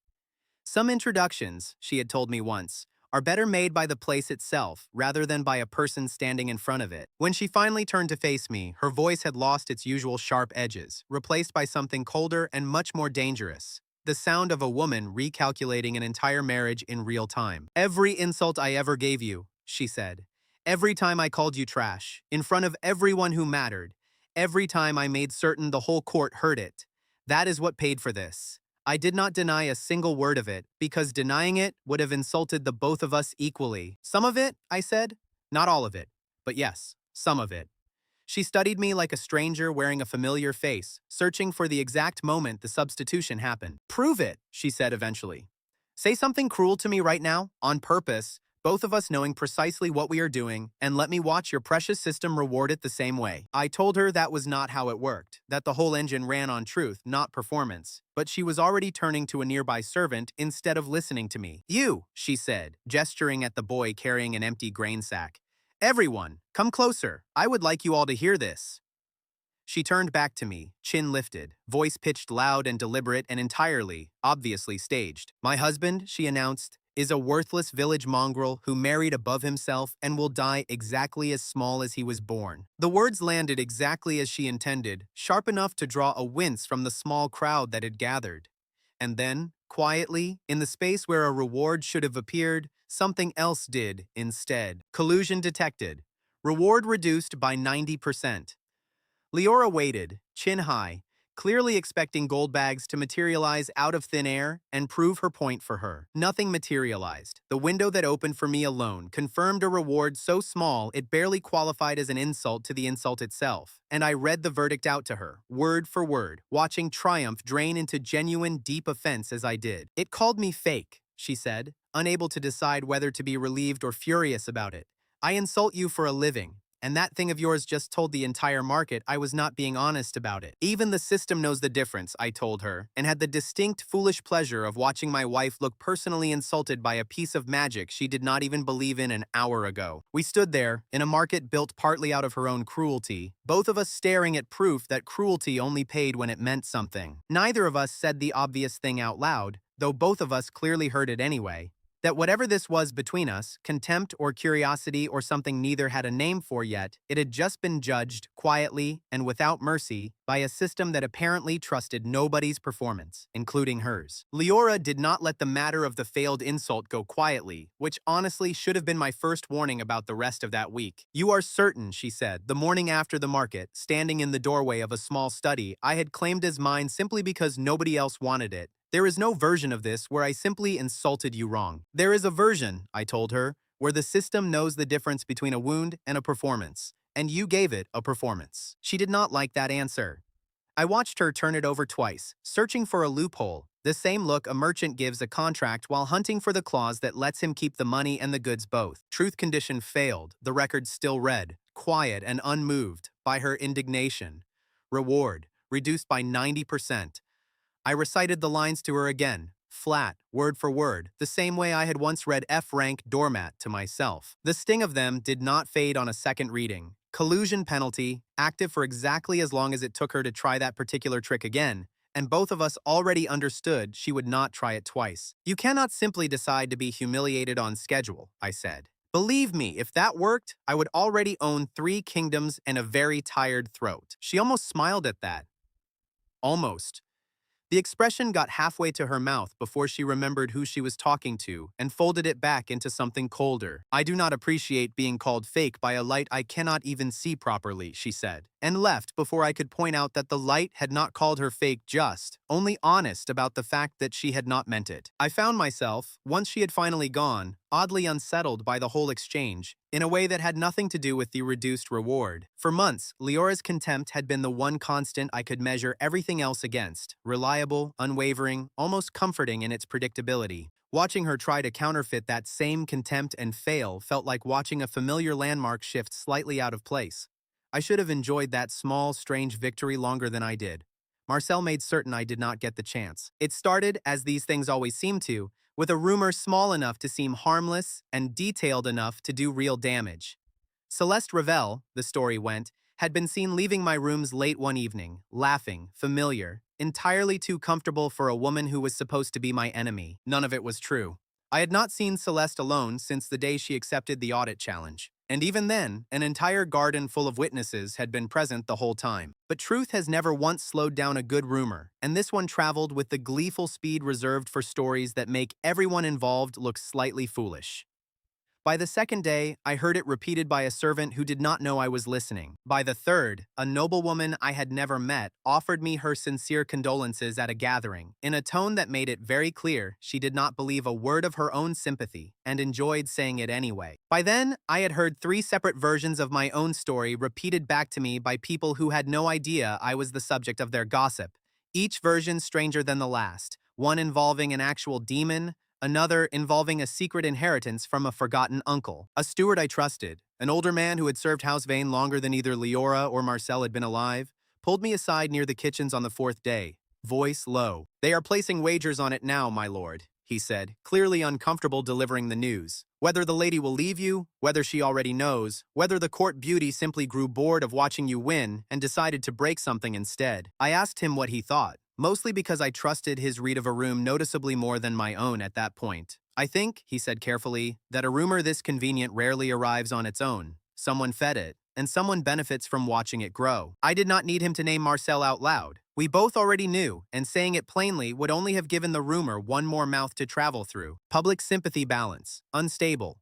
False praise debt, +1, ticking upward on its own now, fed by pity instead of compliments, which apparently the system considered close enough cousins to charge me the same rate. I found Celeste before she found me, which felt like the only advantage available in a situation built entirely out of other people's gossip. "You could deny it," I told her plainly. "No performance in either direction. One clear statement, in the right room, and this dies before it costs either of us anything real." She studied me for a long moment, and for once, the practiced warmth in her expression slipped just enough that I saw something more calculating underneath it. "Denying it publicly would mean admitting it mattered enough to deny," she said. "Silence is safer. Let them enjoy the story. Stories like this burn out on their own eventually." "This one is burning my wife," I said, and watched that land somewhere she had clearly not expected it to. Marcel, when I found him afterward, wore the satisfied stillness of a man watching a plan unfold exactly as he had drawn it. "You look tired, cousin," he offered, not bothering to hide his amusement. "Marriage is exhausting work, especially when your wife spends her evenings wondering whether you prefer the company of prettier problems." I did not give him the reaction he was fishing for. I had learned slowly and at considerable cost that reactions were the one currency Marcel still knew how to spend against me. Celeste never did deny it. She had simply excused herself that day, and the rumor did not die. If anything, her silence fed it further, since silence from a woman that beautiful reads to a gossiping court, precisely like confirmation. I found Leora that evening in the same East Gallery Marcel had once studied me in, and her face told me the rumor had already done its worst work before I ever arrived to defend myself against it. "Say it is not true," she said, quiet, controlled, the voice of someone holding a much larger reaction just barely behind her teeth. "It is not true," I told her, "not one word of it."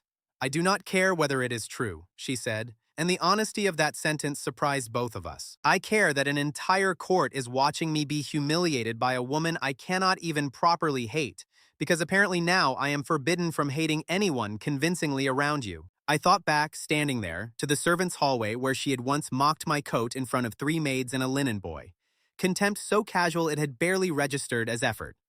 This anger was not that. This anger had weight behind it. The exhausting weight of someone who had started, somewhere without meaning to, caring about the outcome more than she wanted to admit. I did not bother pointing that particular fact out to her. Some observations, however true, only make a raw moment rawer.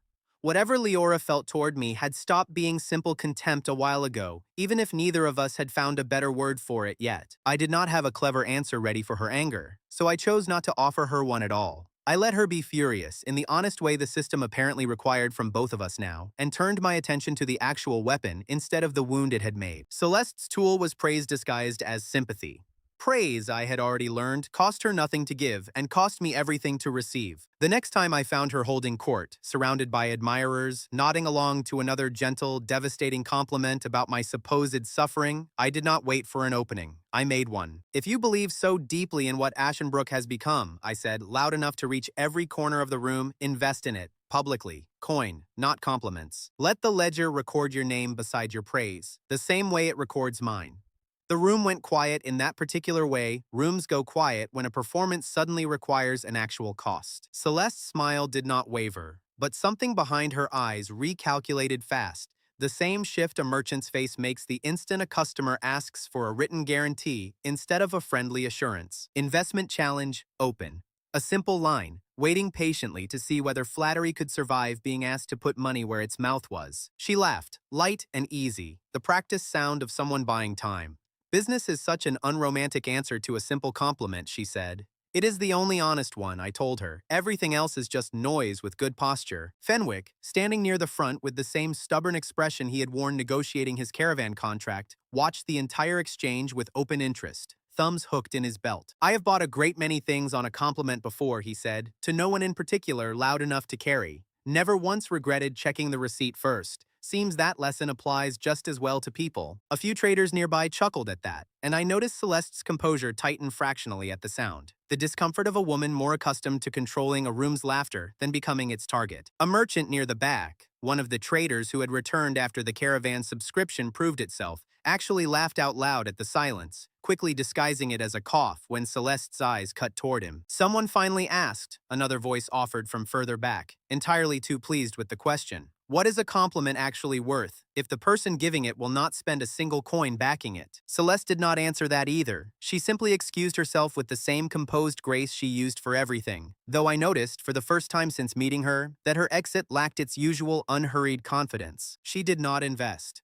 She could not without exposing exactly how little she actually believed in the words she had been spending so freely, and everyone in that room understood the silence for just what it was. Her compliments, it turned out, were worth precisely as much as she was willing to risk behind them, which today, in front of witnesses who mattered, turned out to be nothing at all. I caught Leora's eyes across the room as the moment settled, and for the first time since I had woken up in this life, her expression held something other than contempt, suspicion, or fury. It was small, cold, still, careful, the kind of respect that refuses to fully commit to itself yet.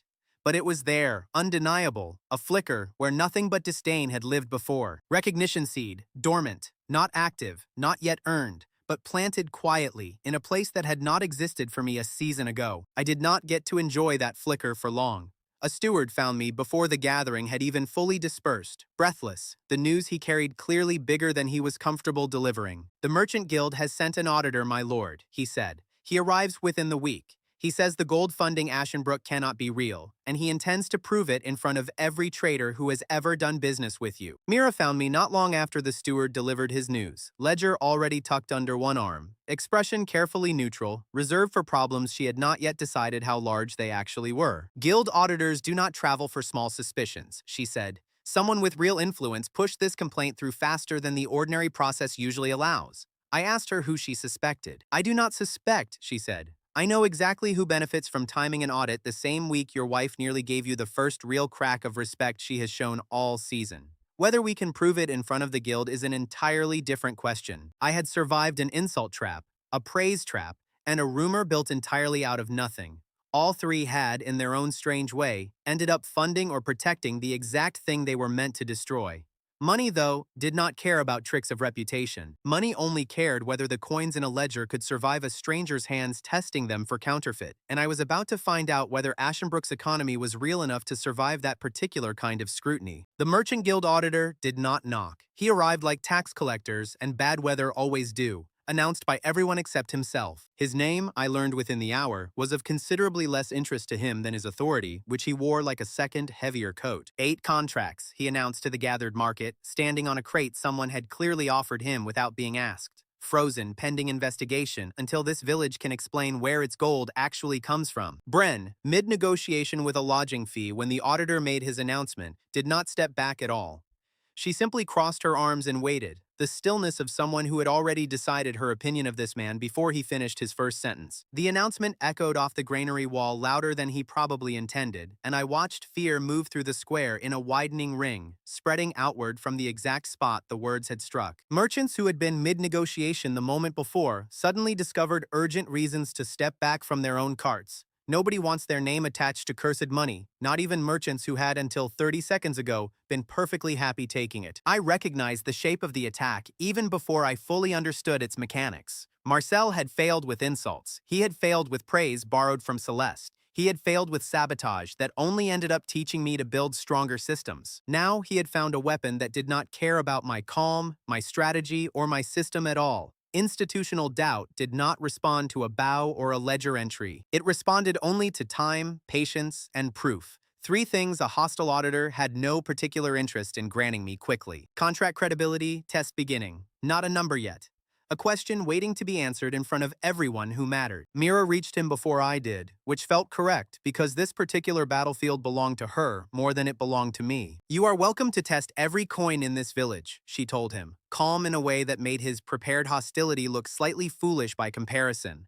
You are welcome to test every entry in this ledger as well. I would be disappointed if you did not. He looked at her the way officials look at someone who was supposed to be intimidated and had clearly not read the correct instructions. Bring the scales, he said instead, to nobody in particular, and somebody found scales within the hour, because apparently even hostile auditors expect villages to keep proper equipment. While we waited, the auditor paced the edge of the market with his hands clasped behind his back, glancing occasionally at the granary and the mill with the calculating expression of a man building a case in his head before he had gathered a single piece of actual evidence to support it. We did not resist the audit at all, not for one single moment.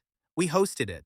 Mira laid out the coin samples herself, weighed them in front of a crowd that had, an hour earlier, been too nervous to stand near the granary. The auditor tested weight, tested purity, tested the strike pattern against known counterfeits, resetting his scales twice as though the first 2 readings must surely have been mistakes, muttering numbers to himself that clearly were not landing where he expected. Coin tests passed, every single one.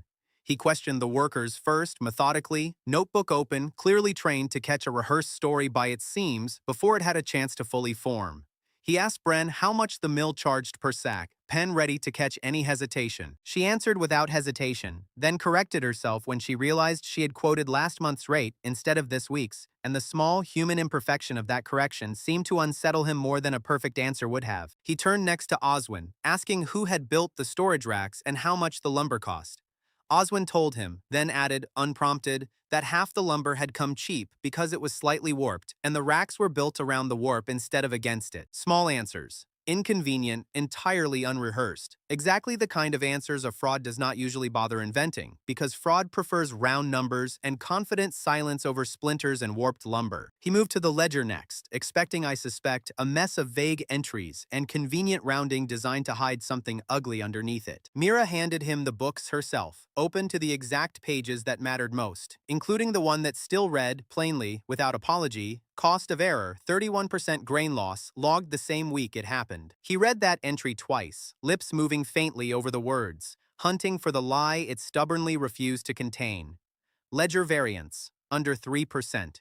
A number so tight it left almost no room for the fraud he had arrived certain he would find. A few traders who had initially backed away from their own stalls at the auditor's opening announcement began drifting closer again, curiosity overtaking caution the way it always does in a crowd that senses a good story unfolding in front of it. The crowd, which had gathered expecting a small execution, slowly realized it was watching something closer to a performance instead. People do enjoy watching a confident man lose an argument he was certain he had already won. You still have not explained the source, the auditor said, sharper now, the particular edge men get when their first line of attack has already failed them. Gold does not simply appear from nothing. That is not commerce. That is magic. or theft, or something worse. I stepped forward then because this part at least was mine to answer. It is not magic, I told him, loud enough for the gathered merchants to hear every word clearly. It is a loop. Follow it with me. A well, repaired first, because sick workers cannot dig, sow, sort, or trade. Illness dropped the same month the water ran clean. A granary, rebuilt after one honest failure, holding grain dry enough to survive a season instead of rotting inside 2 weeks. A caravan, scheduled and guarded, restoring traffic a blockade had nearly killed. Traffic that funded storage fees, milling fees, lodging fees, every coin traceable to a service someone actually used. Market fees on top of all of it, small, steady, and boringly ordinary, nothing like the rumors built around it. Not magic, I said again, quieter now. A loop. Each piece feeds the next one. Take away the gold entirely, and the loop still runs, slower, but it runs, because none of it actually depends on where the first coin came from. Every man in this square could check every link of that chain himself by tomorrow. Dell, the trader who had once run his hand along the granary's raised floorboards, spoke up unprompted from the gathered crowd, stepping forward without waiting to be invited into a conversation that clearly no longer needed his permission to include him. I have bought grain from 3 villages this season, he said. Only one of them could tell me exactly why their storage worked. I am looking at him right now. Merchants nodded along the chain, one step at a time. The nod people give when a story eventually clicks into a shape they recognize from their own ledgers. Leora, standing near the edge of the crowd, watched the whole explanation with an expression I was starting to recognize as her particular version of being impressed against her own better judgment. Contract credibility rank D, rising toward B. Not full trust, not yet, but a foothold neither of us had actually expected to reach this soon. Enough trust to matter. Enough trust that 8 frozen contracts suddenly looked less like evidence and more like an inconvenience the auditor himself would soon have to explain. Dell offered quietly to speak on the guild's behalf if it ever came to a formal appeal, an offer I noted carefully because a merchant's willingness to attach his own reputation to mine was worth a good deal more than the offer itself might have suggested at first glance. Fenwick, standing near the edge of the crowd through most of the audit, approached the auditor directly before the man could leave, entirely uninvited and entirely unbothered by that fact. I would like to formally register my caravan contract with your guild, he said, plainly, since apparently the books here are cleaner than half the estates you already certify without asking a single hard question. The auditor did not appreciate the comparison. He accepted the registration anyway, because refusing it in front of witnesses would have cost him substantially more credibility than granting it did. Merchant interest, 8 contracts pending. The same 8 that had been frozen an hour earlier, except now the freeze read less like suspicion and more like a cue. He did not thank us. Men like him rarely do, especially not in front of an audience that had just watched his certainty collapse in real time. I cannot close a market with numbers this clean, he admitted at last, the words clearly costing him something. But clean numbers do not answer every question either. Someone will want to know why a village this poor suddenly generates income the crown has never taxed properly. Mira allowed herself precisely one small moment of satisfaction once the auditor's back was turned. A short exhale held since the moment he arrived, shoulders dropping half an inch in a way I had never once seen from her on any calmer day. I have been waiting 3 years for someone to actually check my work properly, she admitted, quiet enough that only I heard it. It is strangely satisfying to eventually be believed instead of ignored. Bren, less restrained about her feelings than Mira ever allowed herself to be, muttered something about overpaid officials that I chose not to hear clearly enough to repeat. Trade credibility, B, maintained, but the 8 contracts stayed pending rather than clearing outright. A small, deliberate reminder that proof and permission were not always the same thing in this kingdom. He left before the market fully reopened, taking his scales, his coin samples, and considerably less confidence than he had arrived with. Celeste, who had been watching from a quiet distance, caught my eye once as the crowd began to disperse, her expression unreadable in a new way I had not seen from her before, something closer to genuine curiosity than the practiced warmth she never usually took off in public. Proof is a harder thing to poison than reputation, she said, almost to herself, before turning and leaving without waiting for a reply. I did not get to enjoy the quiet for long. It never seemed to last more than an hour in this life before someone found a new angle to attack from. Marcel, I learned 2 days later, had not wasted the auditor's paper trail. He had simply carried it somewhere much more dangerous than a merchant's ledger. Demonic gold, the temple complaint read, filed in careful, formal language designed to frighten regulators far more effectively than any auditor's scale ever could. Wealth appearing from nowhere, attached to a village of the dead, blessed by no priest and explained by no honest trade. Money, I had learned this week, could survive a hostile audit if the numbers underneath it were real enough. Faith, I suspected, was going to ask an entirely different question, one that no ledger, however honest, was built to answer. The temple examiner did not arrive with scales or ledgers. He arrived with silence, which turned out to be noticeably more frightening than either. Two junior clerics trailed behind him, carrying scrolls and a small brazier of incense that they lit at the market's edge without asking anyone's permission first. The smoke curled upward in slow, deliberate ribbons, and half the nearby traders stepped back from their own stalls, several tracing a small protective sign over their chests out of pure habit rather than conviction. He walked the market slowly, robes dark against the color of the stalls, saying nothing to anyone, simply looking, already half decided that what he saw was dangerous. "Gold from nowhere," he finally said, to no one in particular, loud enough that half the square heard it anyway. Wealth without visible labor, without blessing, without a source any honest priest could name. I have seen this pattern before. It rarely ends well for the village wearing it. Public fear index rising steadily. I did not need the system to tell me that particular fact. I could see it in the way bargaining died mid-sentence across the square, in how mothers pulled children closer without quite knowing why, in how nobody wanted to be the first man seen touching coin in front of him. Temple permission, none. A blank, cold line where trust should have been, and without it, I already knew what would happen to every fragile thing we had built. A market survives an auditor's suspicion. It does not survive a priest's condemnation. Merchants can ignore rumors of fraud. They cannot ignore rumors of a curse, not when their own souls are the ones supposedly at risk for trading with it. Oswin found me before Leora did, hammer still in hand, unable to fully disguise the worry in his voice despite clearly trying. "My grandmother used to say a priest with doubts is more dangerous than a priest with certainty," he said. "Certainty can be argued with.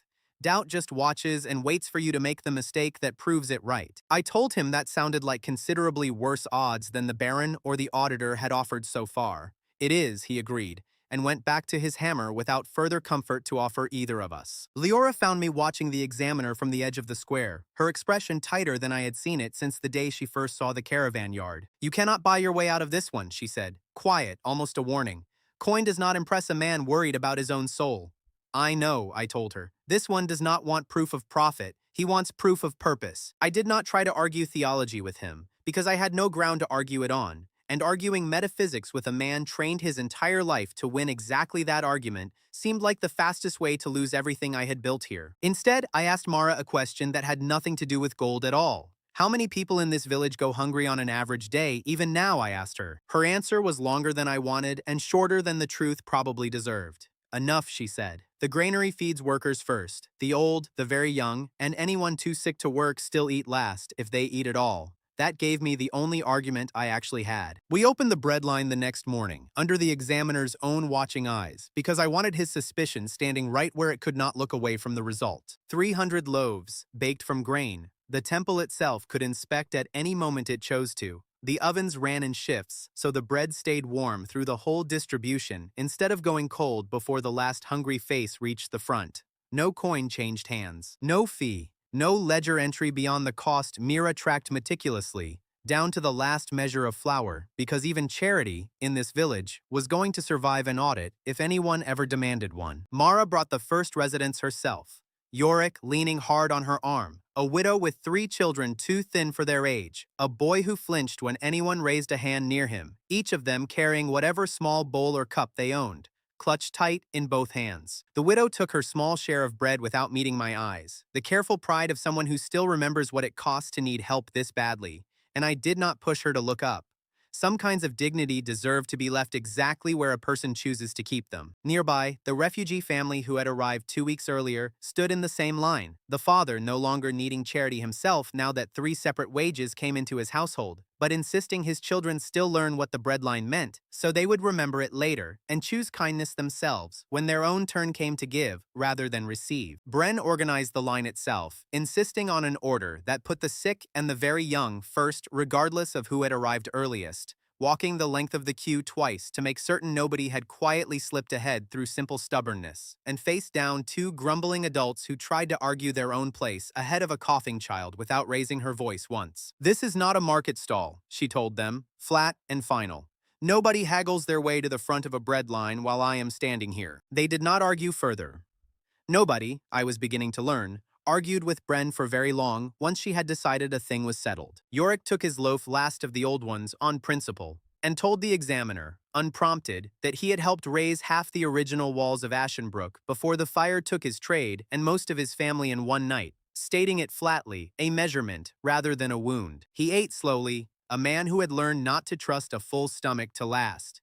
I built the well housing this village drinks from, he told the examiner between bites, pride cutting clean through the exhaustion. My hands no longer hold a chisel steady. But they built that. The examiner looked from the old man's hands to the well housing across the square and wrote nothing down, which, from a man collecting evidence all morning, came closer to respect than anything he had said aloud.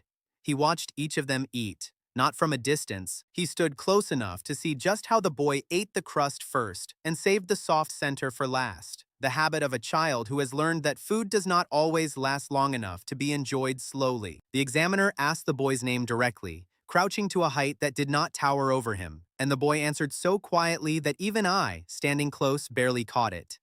Pell, he whispered. The examiner repeated it back to him gently, and something in the boy's shoulders loosened just slightly. The quiet relief of a hungry child who has just been treated as a person rather than a problem to be assessed and measured from a careful distance. Public benefit receipt, seating quietly, the same way the ledger proof layer had seated weeks earlier, built not out of magic, but out of a regulator watching consequences he could not easily condemn from a distance, however much his training clearly wanted him to find a reason to. If this gold is cursed, I told him, once the line had thinned enough to speak without an audience pressing too closely, then it is a curse that has fed a hungry child in front of you this morning. I am not asking you to bless it, I am asking you to witness it. One of the two clerics behind him, younger, clearly less settled in his own doctrine than his superior, glanced toward the boy with the crust-first eating habit and did not fully manage to hide his own reaction. Something caught uncomfortably between duty and sympathy. He did not answer immediately. Men trained to judge rarely enjoy being asked to simply watch instead.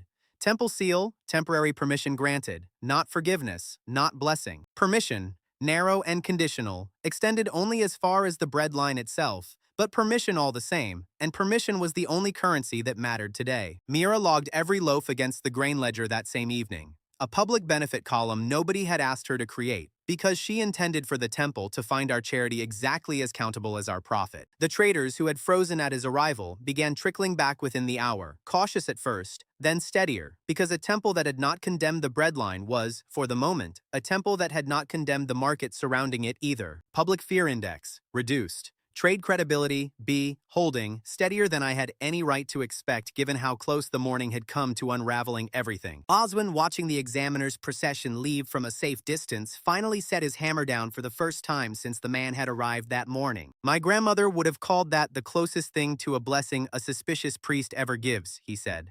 I will take it. I told him I would take it too gladly, and meant every word. The two clerics who had trailed him so suspiciously that morning packed their brazier away without a word. The incense smoke long since faded, and I noticed neither of them looked back toward the breadline with anything resembling the fear they had arrived carrying. I do not trust it, the examiner said, before he finally turned to leave, robes catching dust from a market slowly filling behind him again. I trust what I saw here today.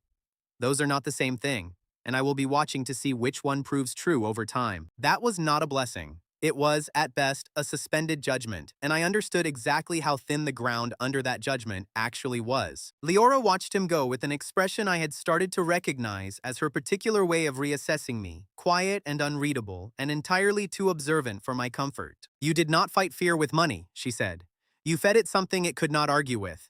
I did not know you understood institutions that well. I did not, I admitted.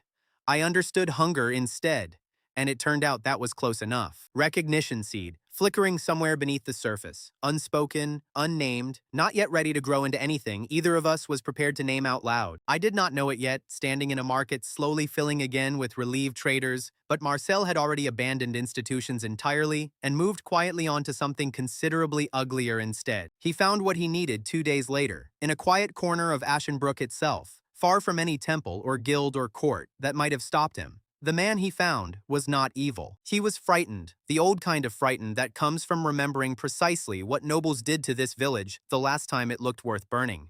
A fear that had lived quietly in him for years, waiting only for someone patient enough to give it a direction to move in. They will not stop at gold this time, Marcel told him, quiet, patient, already certain exactly which fear would work best on the man in front of him. Wealth invites bigger enemies than debt collectors. If this village grows too visible, too rich, it becomes worth destroying properly, this time for good. The frightened man did not agree easily, but fear, unlike gold, does not need to be paid all at once. It only needs to be reminded, patiently, of just what it already believes. By the time Marcel left, he carried something a good deal more dangerous than a temple complaint.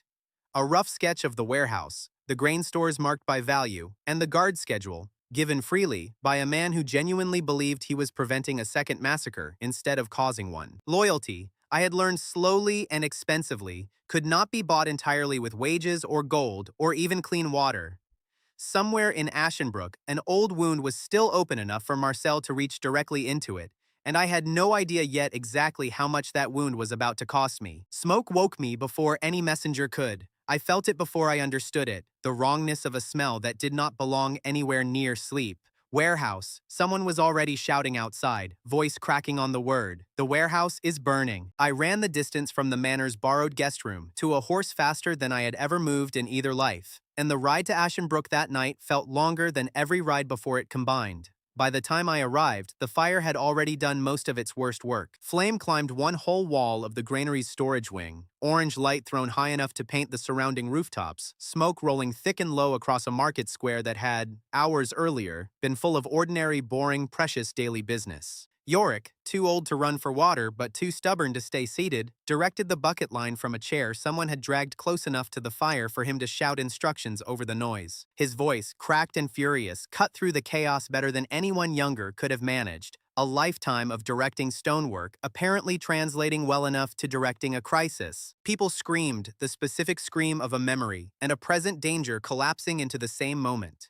Ashenbrook had burned once already, years before any of this, and every villager old enough to remember it was reliving that night in real time, layered directly over this one. Mira found me near the granary's side door, face black with smoke, arms wrapped tight around the ledger like it was a child she'd pulled from the flames instead of a book. "I got it," she said, coughing between words. "I could not save the grain in the East Wing. I saved the ledger. I am sorry. I made a choice." "You made the right one," I told her, and meant every word of it, because grain could be rebought, and a ledger this honest could not. The flames had already claimed the roof by the time I reached the well. Orange light reflected in every bucket of water hauled past me toward the blaze. Heat rolled off the burning wall in waves thick enough to taste, ash catching in my throat with every breath, and somewhere beneath the roar of the fire itself, I could hear a woman sobbing that this was happening again. Just like before, exactly like the night that first burned Ashenbrook to nothing. I grabbed a bucket from the nearest set of hands and joined the line without a word, because standing still and giving orders felt, in that exact moment, substantially less useful than simply adding one more pair of arms to the effort. We fought the fire with what we had.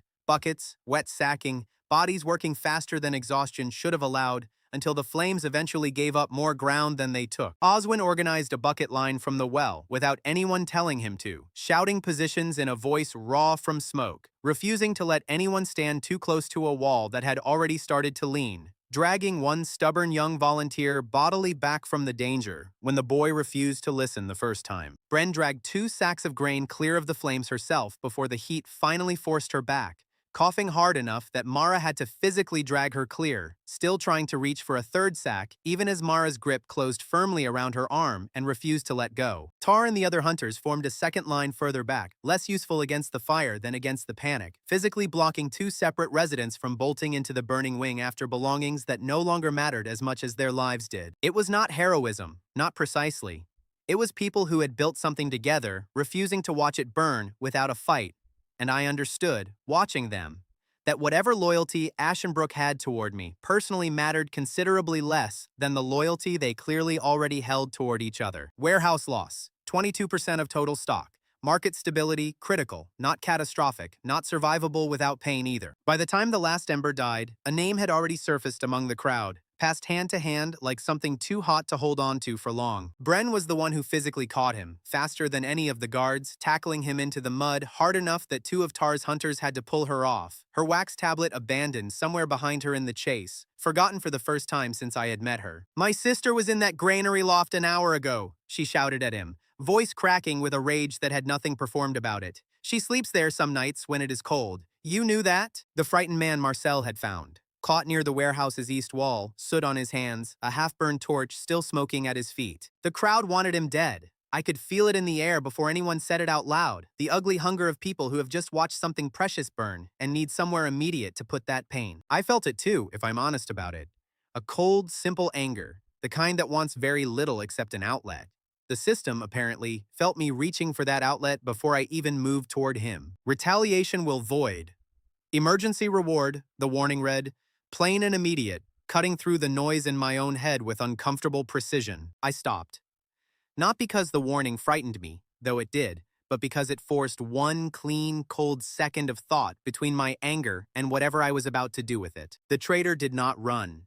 He knelt instead in the ash, waiting for whatever came next with the stillness of a man who genuinely believed he deserved it. "Execute me if you must," he said, voice raw. "I did not do it for coin. I did it because I remembered what happened the last time this village looked worth burning, and I was not willing to watch it happen twice." Leora stood close enough to watch my face the entire time, and I understood, with sudden clarity, exactly what she was actually testing. Not whether I could stay calm in front of a laughing court, whether I could stay calm here in the ash, with a real reason to be furious, and nobody watching except people who mattered far more than nobles did. I did not execute him. I did not exile him either, though half the crowd clearly expected one or the other. "You did not save this village," I told him, quiet enough that only the people closest could hear it clearly. "You burned part of it because you were afraid, and fear does not get to make that decision for everyone else here." Mara stepped forward before I could say anything further, standing between the kneeling man and the still restless crowd, planted in a way that dared anyone to try moving past her without a very good reason. "I have known him since he was a boy carrying water for the old smithy," she said, loud enough for the whole square to hear. "Fear does not erase that. It also does not excuse what he did tonight. Both things are true at once, and I would ask this village to hold both, rather than choosing the easier one." He accepted that, head bowed, waiting for whatever punishment I intended to name. I did not have a punishment ready yet, not one that felt honest. I had a question instead, one that mattered much more. "Why did fear win?" I asked Mara later, once the fire had cooled enough to think in full sentences again. "He has watched this village grow for months. He has eaten the bread, drunk the water, worked the granary himself. Why did none of that outweigh one old memory?" "Because none of it belonged to him," she said, simply. "He worked here. He did not own any part of what he was building. Fear does not need much room to win, when the thing you are protecting was never truly yours to begin with." I thought of every wage I had paid since the well first ran clean, every coin handed over for honest labor, and understood, slowly and uncomfortably, just why none of it had been enough on its own. A wage buys work. It does not buy the stubborn loyalty of a person who believes in their bones that the thing they are building will still belong to them tomorrow. Fear had won because ownership had never once been offered as the alternative.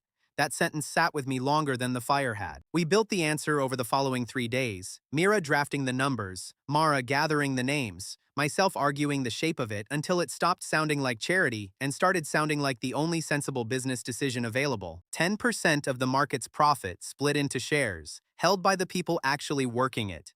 Not wages alone, not gratitude alone, but a real recorded stake in whatever Ashenbrook became from this point forward. Mira spent 2 full sleepless nights designing the payout structure alone, rejecting 3 separate drafts of her own before settling on terms simple enough that even the least literate worker in Ashenbrook could understand exactly what they were owed and why. Citizen stake system unlocked.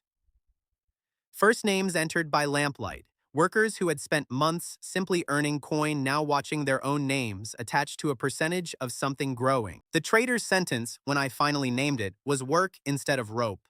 3 years of wages garnished into rebuilding the exact wing he had burned, every payment entered in the ledger under his own name where the whole village could read it. His name went onto the stake list too, dead last, unpaid until the debt cleared. He would watch every neighbor own a piece of the future first and earn his way back into it plank by plank.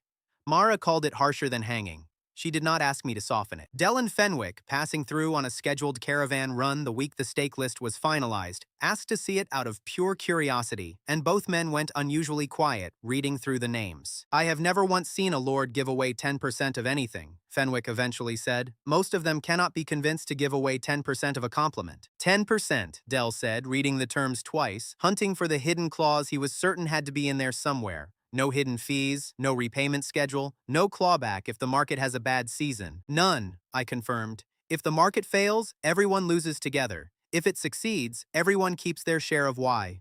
That is either very stupid or very smart, Fenwick said. I have not decided which yet, but I intend to keep watching to find out. I watched a woman who had helped sort grain during the drying trick read her own name on that list twice. Good news she did not fully trust yet. This is mine now, she said, quiet, mostly to herself. Not his charity, mine.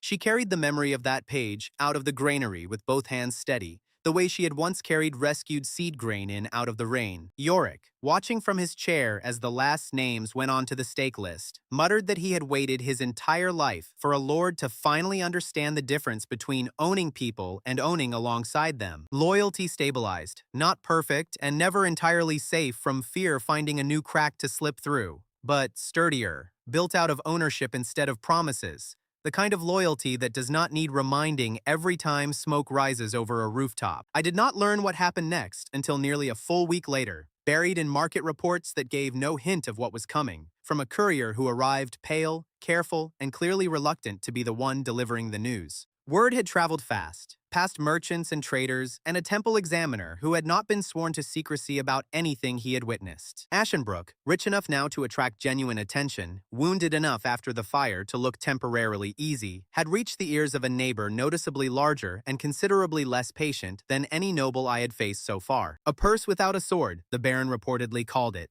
at a dinner where 3 separate guests happily repeated the line back to my own courier before he even left the man's hall. Defense readiness warning. 6 untrained hunters, a handful of caravan guards, and walls built to keep out weather, not soldiers. I had spent this entire season learning to survive insults, praise, audits, and even my own wife's carefully staged cruelty. Somewhere out there, a man with an actual army had just decided that none of that was going to matter nearly as much as the number of trained swords standing between him and everything I had built. The Baron's letter arrived before the Baron himself did, which was, I would learn, just the kind of courtesy men like him extended right before taking something by force. Ashenbrook, it read, sits on land granted to House Thorn 3 generations before the Ashenbrook line existed to argue otherwise. I have been patient with squatters. I will not remain patient with squatters who have grown rich enough to insult my patience further. Oswin read the letter over my shoulder, and for once his usual dry commentary failed him entirely, replaced by a long, heavy silence that told me exactly how seriously a man who had survived one burning of this village took the threat of a second. Territory threat detected. Not a rumor this time, and not something gold alone could quiet. Not an insult I could convert into gold, or a compliment I could deflect into someone else's credit. A claim on the land itself, backed by men trained to enforce it. Leora took the letter from my hand and read it twice, and I felt her go very still beside me, the stillness of someone recalculating danger in real time. This is not a street fight, she said. This is not a court argument either, not yet. He is not asking permission. He is informing you of a decision he has already made. Defense readiness, 18. Trained soldiers, embarrassingly low. Walls that had been built to keep out weather and wandering animals. Not a baron with an actual army standing behind his letter. Yorick, hearing the news secondhand from a courier who had stopped to rest near the well he had once helped build with his own hands, asked to be carried to the assembly rather than miss it, insisting his bad hip was no excuse for missing the day Ashenbrook decided whether it would stand or run. Mara called an assembly at the granary within the hour, standing on the same crate the auditor had once used, addressing a crowd a good deal more frightened than that earlier audience had ever been. "We have survived fire," she told them, voice carrying further than her frame suggested it should. "We have survived hunger and false praise, and men who wanted to prove our gold was cursed. We will survive one baron who has confused wealth for weakness." A few residents actually cheered at that. Most simply looked less like they were about to flee into the night, which, given the circumstances, felt like the more honest victory. Bren moved through the crowd afterward, assigning watch shifts and gathering volunteers for the trap construction with brisk, practical efficiency, treating the coming siege the same way she treated a difficult harvest, a problem with a solution. not a fate to be mourned in advance. Word spread through Ashenbrook faster than any courier could have carried it officially, and I watched the kind of fear settle over the market that only comes from people realizing their own success has made them a target. "We survived being poor," one worker said to another, close enough that I heard it without meaning to. "Nobody attacks a village with nothing worth stealing." I did not have a comforting answer for that particular truth because it was, uncomfortably, correct. What I did have was 3 months of business decisions that had, without anyone quite planning it that way, already built the bones of a defense, if I was willing to see them clearly enough to use them. I found Mira before the panic could settle any deeper, and put the question to her plainly. "The caravan guards," I said, "the hunters, every coin we have spent on security for trade routes. Can any of that become something else?" She was already reaching for her ledger before I finished the sentence, the speed of a woman who had already started doing the math in her head before I asked her to. 6 hunters, already armed, already paid, already loyal because their wages come from a system they helped build, she said. Former soldiers passing through on caravan routes willing to stay for coin and shelter both, if we offer real terms instead of desperate ones. That is not nothing. It was not an army.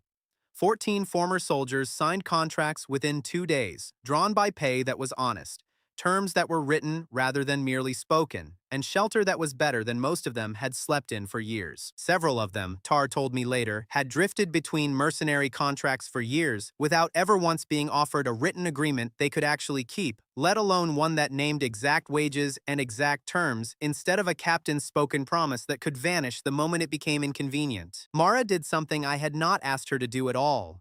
Cane in one hand and the stake ledger in the other, she walked the market herself, stopping at every stall, regardless of how long the conversation took, and asked every citizen holding a share in Ashenbrook's growth a single simple question. "This is yours now," she told them one by one.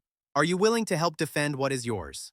60 volunteers answered before the second day ended, workers and traders, and even 2 of the women who had sorted grain beside me through that first exhausting night. None of them showed up because I had commanded it. They showed up because Mara had reminded them, plainly and personally, precisely what they now stood to lose. Citizen defense, 60 volunteers, not soldiers. People with a stake, which I was beginning to suspect mattered substantially more than training alone ever could. It still was not enough, and everyone standing in that market square knew it, myself included. The Baron's second letter arrived shorter than the first. Single combat lord to lord, the claim settled the old way. I refused in writing within the hour, because a duel was the one battlefield where ledgers, gates, and stubborn citizens all counted for nothing. I had spent the 2 days prior dreading exactly this confrontation, aware that our small defense force would look laughable to anyone who had actually studied warfare, and that no amount of careful accounting could disguise that weakness from a woman raised around soldiers. The moment that changed it happened in public, loud, ugly, and entirely, painfully real. Leora found me near the granary, in front of a crowd already nervous enough without needing more reason to be, and her voice, when it came, was sharper than I had heard it since the very first banquet. "You refused the duel," she said, loud enough for every worker within earshot to hear it clearly. "He offered you single combat, lord to lord, and you refused. And now 60 untrained volunteers will bleed for a decision you were too much of a coward to make yourself." The words landed hard, in front of witnesses, in front of people whose trust I had spent months building carefully. I opened my mouth to answer, and then I stopped, because something in her voice was not performance. Her hands were shaking, her breath was too fast.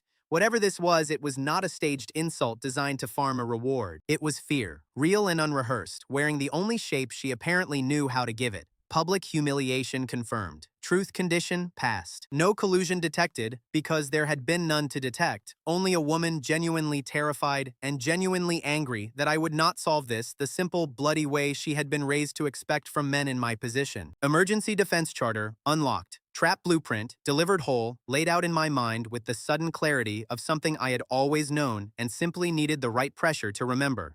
Defense readiness, 18, climbing hard toward 71. I did not thank her in front of the crowd, because thanking her would have exposed just how much that moment had cost both of us, and neither of us was ready for that particular truth yet. Tar walked the approach roads with me twice, marking where the ground softened, where the tree line gave the best cover, where a rider would naturally slow without realizing why. Reading the landscape with the same fluent, instinctive attention, Bren gave a ledger, or Oswin gave a beam of warped lumber. He had, it turned out, spent years before Ashenbrook running from exactly the kind of men now marching toward it. and every soft verge and blind bend on that road already had a purpose in his head. "They will come confident," he said, crouching at the narrowest point of the eastern road.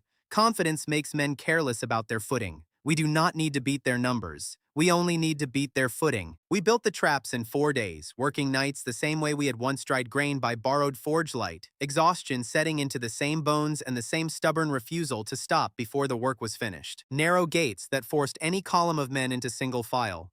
Shallow pits disguised beneath loose brush along the obvious approach roads. Signal fires positioned on the granary roof, ready to warn every corner of the village the instant riders were spotted on the horizon. Yorick, unable to help with the physical digging, spent those 4 days instead teaching 2 younger residents how to read the soil itself, which ground would hold a hidden pit's edge cleanly, and which would collapse too early and give the trap away. Trap gates 3, complete.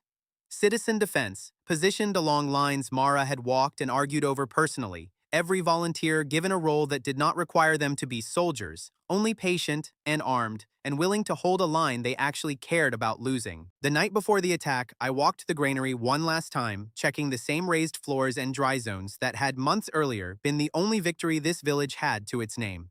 Bren found me there, wax tablet eventually set aside for once. "Whatever happens tomorrow," she said, "this place already survived worse than one angry baron. I intend to remind him of that personally if he gets close enough." I told her I would prefer she stayed further back than personally close enough, and she gave me a look that suggested my preference carried considerably less weight than my instruction usually did. The baron's men arrived at dawn 6 days later, confident, loud, expecting just the kind of village his letter had described. A purse without a sword. They found the narrow gate first, exactly where Tar had said they would, and the column that had ridden in formation broke apart, forced single file through a passage too tight for their numbers to matter at all. One rider, clearly an officer by the quality of his armor, tried to wheel his horse around the gate entirely, cutting toward the tree line where the ground looked solid and untouched, the kind of man trained to spot a choke point and instinctively distrust it. It was not untouched. Tar had marked that exact approach 3 days earlier as the one path a clever officer might try, and the pit waiting there had been dug deeper than any of the others specifically because of it. The horse went down hard, rider thrown clear, and the column behind him hesitated for the first time since the attack began, that fatal pause of soldiers realizing the ground itself had turned against them. They found the pits next, horses stumbling, riders thrown, the whole advance losing the one thing an army like that depended on most, which was momentum. Signal fires lit the granary roof before the first rank had even fully recovered, bright enough to be seen from every corner of the village, warning every citizen volunteer precisely where to hold and exactly where the gaps still needed covering. I did not fight at the front line, because that was never the plan, and a lord swinging a sword badly would have done much less good than a lord who had already spent 3 days making certain the terrain fought for him instead. Mira, positioned beside me on the roof with a fresh page already open in her ledger, tracked the battle the same way she tracked everything else, exact and unflinching, counting attackers who broke formation, riders who fell to the pits, the slow arithmetic of an army losing its nerve one soldier at a time. Bren, despite my instructions, ended up noticeably closer to the fighting than either of us had agreed to, dragging a wounded citizen volunteer clear of a collapsed pit line, while 2 of Tar's hunters covered her retreat. I would hear about that particular disobedience later, once the danger had passed, and find myself considerably less angry about it than I probably should have been. I watched from the granary roof instead, beside Mira, tracking losses in real time exactly as she tracked every other number that mattered, and beside Mara, who watched 60 volunteers with a stake in their own future hold a line that professional soldiers had expected to simply walk through. The Baron's men broke formation entirely within the hour. Momentum gone, confidence gone, retreating past a market they had expected to loot, and a village they had expected to simply absorb without resistance. He did not personally lead the retreat. I heard later, secondhand, from a hunter who had watched the whole collapse from a ridge above the road, that he sat his horse at the edge of the tree line for nearly a full minute, watching his own soldiers pull back from a village he had called a purse without a sword, before he finally turned and rode away himself. Leora found me on the granary roof once the smoke from the signal fires had eventually cleared, her earlier fury replaced by something quieter, heavier, harder to name. Money became walls, she said, watching the retreating column shrink toward the horizon. Walls became a line that held. I did not think that was possible, not from a man who refuses every duel offered to him. I did not need a duel, I told her. I needed time and terrain and people who actually wanted to defend what was theirs.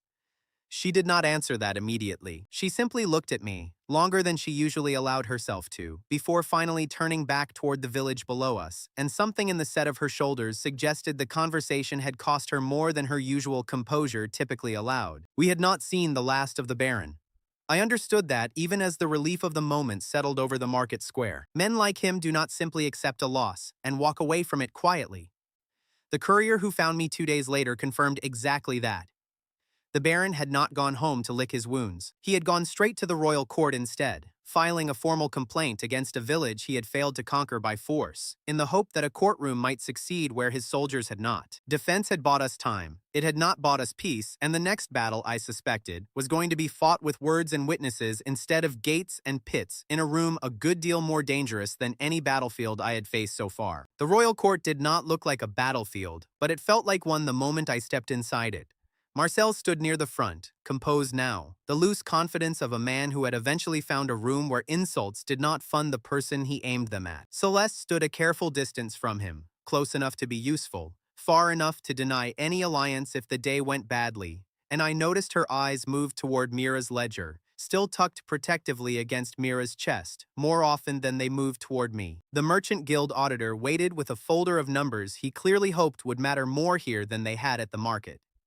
The temple examiner stood apart from all of them, robed and unreadable, watching the room with the same unreadable patience he had once brought to a breadline. And the Baron, jaw set, stood like a man who still believed steel should have settled this before words ever got the chance to. Court witnesses, the system noted quietly, almost bored by the scale of it. Nobles, guild, temple, baron, potential reward, legendary civic charter, held in reserve, waiting to see whether I survived long enough to earn it. I recognized the room for what it actually was within the first minute. Not a courtroom built to discover truth. A stage built to decide whose version of the truth would be allowed to survive it. Mira stood close behind me, the ledger held tight against her chest, having refused, flatly, to let anyone else carry it into this particular room. Mara had not been permitted to attend in person, her testimony instead written and sealed by a court clerk who clearly found the entire arrangement beneath his attention. But I carried the memory of her voice with me regardless, steadier than anything else in that hall. I thought, standing there, of a burned well and a frightened old woman testing the first cup of clean water with her own hands,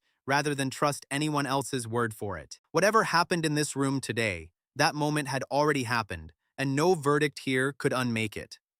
The king sat above all of it, patient in the dangerous way powerful men are patient when they already suspect the outcome will be interesting, regardless of who wins. Marcel spoke first, because Marcel had never once in his life allowed anyone else the honor of an opening line. "Your Majesty," he began, "this man arrived at House Vane a broken husband, penniless, landless, married by contract rather than merit. Within a single season, he has produced wealth no honest ledger can fully explain, an armed force no crown authorized, and a village that has openly humiliated House Vane's name in front of merchants, priests, and now, apparently, the throne itself." I recognized several faces in that murmuring crowd, the same cousin who had laughed loudest at the original banquet, the same noblewoman who had once offered false condolences about Celeste. None of them met my eyes directly. All of them were listening closely enough that their silence felt louder than any comment would have. Murmurs moved through the gathered nobles, low and interested, the hum of a room enjoying a story it already half believed. "He built a city," Marcel continued, voice rising just enough to carry, "out of House Vane's shame, out of my sister's humiliation, repeated publicly, again and again, for profit. If that is not fraud, Your Majesty, I do not know what deserves the word more." I felt the system stir behind that accusation, quiet and patient, offering me something enormous in exchange for very little effort at all. Shame value extreme. A reward large enough that some smaller, tired part of me genuinely wanted to reach for it, to let the humiliation of this exact moment simply pay for itself, the way every humiliation in this life eventually had. The reward on offer dwarfed anything a banquet insult or a debt reading had ever produced, and it sat there patiently, certain I would take it, because I always had before. It would have been the easiest, largest payday of this entire season. I did not reach for it. Cashing that reward here, in front of this exact audience, would have proven Marcel's entire accusation correct. It would have shown a court full of powerful people that I profited from being called a fraud, in the very moment I needed them to believe I was not one. I let the reward sit there, untouched, and answered him with words instead. You are correct about one thing, I said, loud enough to reach every corner of the hall. Every humiliation your sister gave me did fund something. What you have not asked, Marcel, is what it funded or who benefited from it besides me. I felt the weight of every enemy I had faced this season standing in this single room at once. Marcel's contempt, Celeste's weaponized warmth, the auditor's suspicion, the examiner's caution, the Baron's brute pride, all of it gathered now under one roof with one shared interest in seeing me fail publicly and permanently. A noble I did not recognize, seated near the king's right hand, leaned forward with open curiosity rather than hostility. Perhaps, he offered, we should let the man actually attempt his defense before we decide it is impossible. Marcel's smile did not waver, but I caught the small flicker of irritation beneath it. A man realizing his audience was not quite as unified against me as he had assumed walking in. Prove it, he said, smiling now. The confidence of a man who assumed proof of something this strange would be impossible to produce cleanly in a royal court. Mira stepped forward before I finished turning toward her, the ledger already open in her hands. Pages marked with a precision that had survived a hostile auditor once already. Water first, I said, and let the chain build itself exactly as it had actually happened, one true link at a time. A well repaired with the first gold this humiliation ever produced. 17 survivors, drinking clean water for the first time in years. Grain next, I continued. Bought damaged and cheap because clean grain was a fund we did not have yet, salvaged through one hard night, stored properly only after one honest, costly failure taught us how. A market built on free stalls that paid for themselves through the services surrounding them. Village level rising as population returned to a village everyone had assumed was permanently dead. A road blockaded by this very man, standing here accusing me of fraud, and turned instead into a scheduled, guarded caravan that restored trade past its original level entirely. Marcel tried once to interrupt the chain, voice sharp, insisting that a well and a granary proved nothing about the larger fraud he claimed I had committed against House Vane's name. A well that gives 17 dying people water is not nothing, my lord, I answered, before the king could even rule on the interruption. It only looks like nothing from a hall that has never once gone thirsty. A few nobles murmured approval at that, quiet but audible, and I watched Marcel's composure crack a fraction further at the sound of it. The king allowed the interruption to stand without ruling against it, which told me, more clearly than any formal statement could have, exactly which direction his own judgment was already leaning before the chain of evidence had even finished being presented. The Merchant Guild auditor shifted uncomfortably as every eye in the room turned toward him, because the next link in the chain belonged directly to him, and he knew it before I even said his name. The gold survived a full audit, I said. Coin tests passed. Ledger variance under 3%. He can confirm that himself or explain to this court why he chose not to close a market his own investigation could not condemn. He glanced toward Marcel once before answering, a brief, unhappy acknowledgement that his testimony was about to disappoint the man who had presumably hoped for a more useful witness against me. The auditor's jaw tightened, but honesty, apparently, still mattered more to him than convenience. The coin was real, he admitted, clipped, and clearly unhappy about it. The books were accurate. I found no fraud in either. I turned next to the temple examiner, who had not moved since the proceedings began, watching everything with the same unreadable patience he had brought to the bread line. 300 loaves, I said, fed to the poorest people in Ashenbrook, under his own seal, while he stood close enough to watch every one of them eat. I witnessed what I witnessed, the examiner said slowly, weighing every word before releasing it into a room this dangerous. I did not bless the gold. I did not condemn it either. I saw hungry people fed. I have not seen reason since to call that a curse. The Baron did not wait to be asked. He answered before the silence could even fully settle, jaw tight, pride clearly still bruised from a battle his own men had lost against gates and pits and citizens defending a stake they actually owned. His walls held, the Baron said, flat, almost bitter. My men expected a purse without a sword. We found something substantially better organized than that. I will not pretend otherwise in front of the crown. Whatever else I think of the man standing here, I read one more entry aloud from Mira's ledger, the shortest one in the entire book, and the one I suspected would matter most to a room full of people who had never once had to worry where their own next meal came from. 60 citizens hold a direct stake in that market's profit, I said. Not wages alone. Ownership, recorded, paid quarterly, the same system that turned frightened villagers into people willing to defend a wall with their own hands rather than flee behind it. A murmur moved through the hall at that, different from the earlier murmurs, quieter, more considering. Nobles understood gold. Nobles understood soldiers. A village of common workers choosing to fight for a stake in their own future was apparently a considerably stranger and more unsettling idea to sit with. Water, grain, storage, market, caravan, tax revenue. The crown had never once collected before this season, defense that had turned back an armed claim without a single noble soldier dying for it. Ledger chain, sinking fully now, every link confirmed, not by my own testimony, but by the mouths of the very enemies who had tried to break each piece of it individually. Mira turned the ledger toward the throne one page at a time as I spoke, letting every number stand still long enough to be doubted, and not one voice in that hall volunteered to doubt a single entry out loud. Celeste tried once more, near the end, her voice smooth and practiced in the exact way it had been the very first time she cornered me in a garden full of witnesses. Such remarkable devotion she offered, to a room already too well informed to hear it the way she intended it. One almost admires a man who works this hard simply to prove his own worth. Nobody murmured this time. False praise, I had learned slowly and expensively, only wounds a reputation that has not already been proven by something sturdier. Hers slid off the room entirely, absorbed by facts that no longer needed her permission to matter. The king raised a hand and the hall fell silent at once. The particular silence room save only for men who genuinely hold the power to end every argument with a single sentence. I have heard fraud accused, he said slowly, and I have heard fraud disproven by the very men who brought the accusation. I have heard a curse suspected and a priest admit he witnessed only mercy. I have heard a baron admit defeat by better preparation rather than dishonest strength. He turned then, deliberately, toward the one person in that entire hall who had not yet spoken a single word. Lady Leora Vane, he said, and the silence sharpened into something almost physical. You have lived beside this man since before any of this began. You watched the humiliation. You watched the growth. I ask you plainly, before this court, and I expect a plain answer in return. Is your husband a fraud, or is he a lord?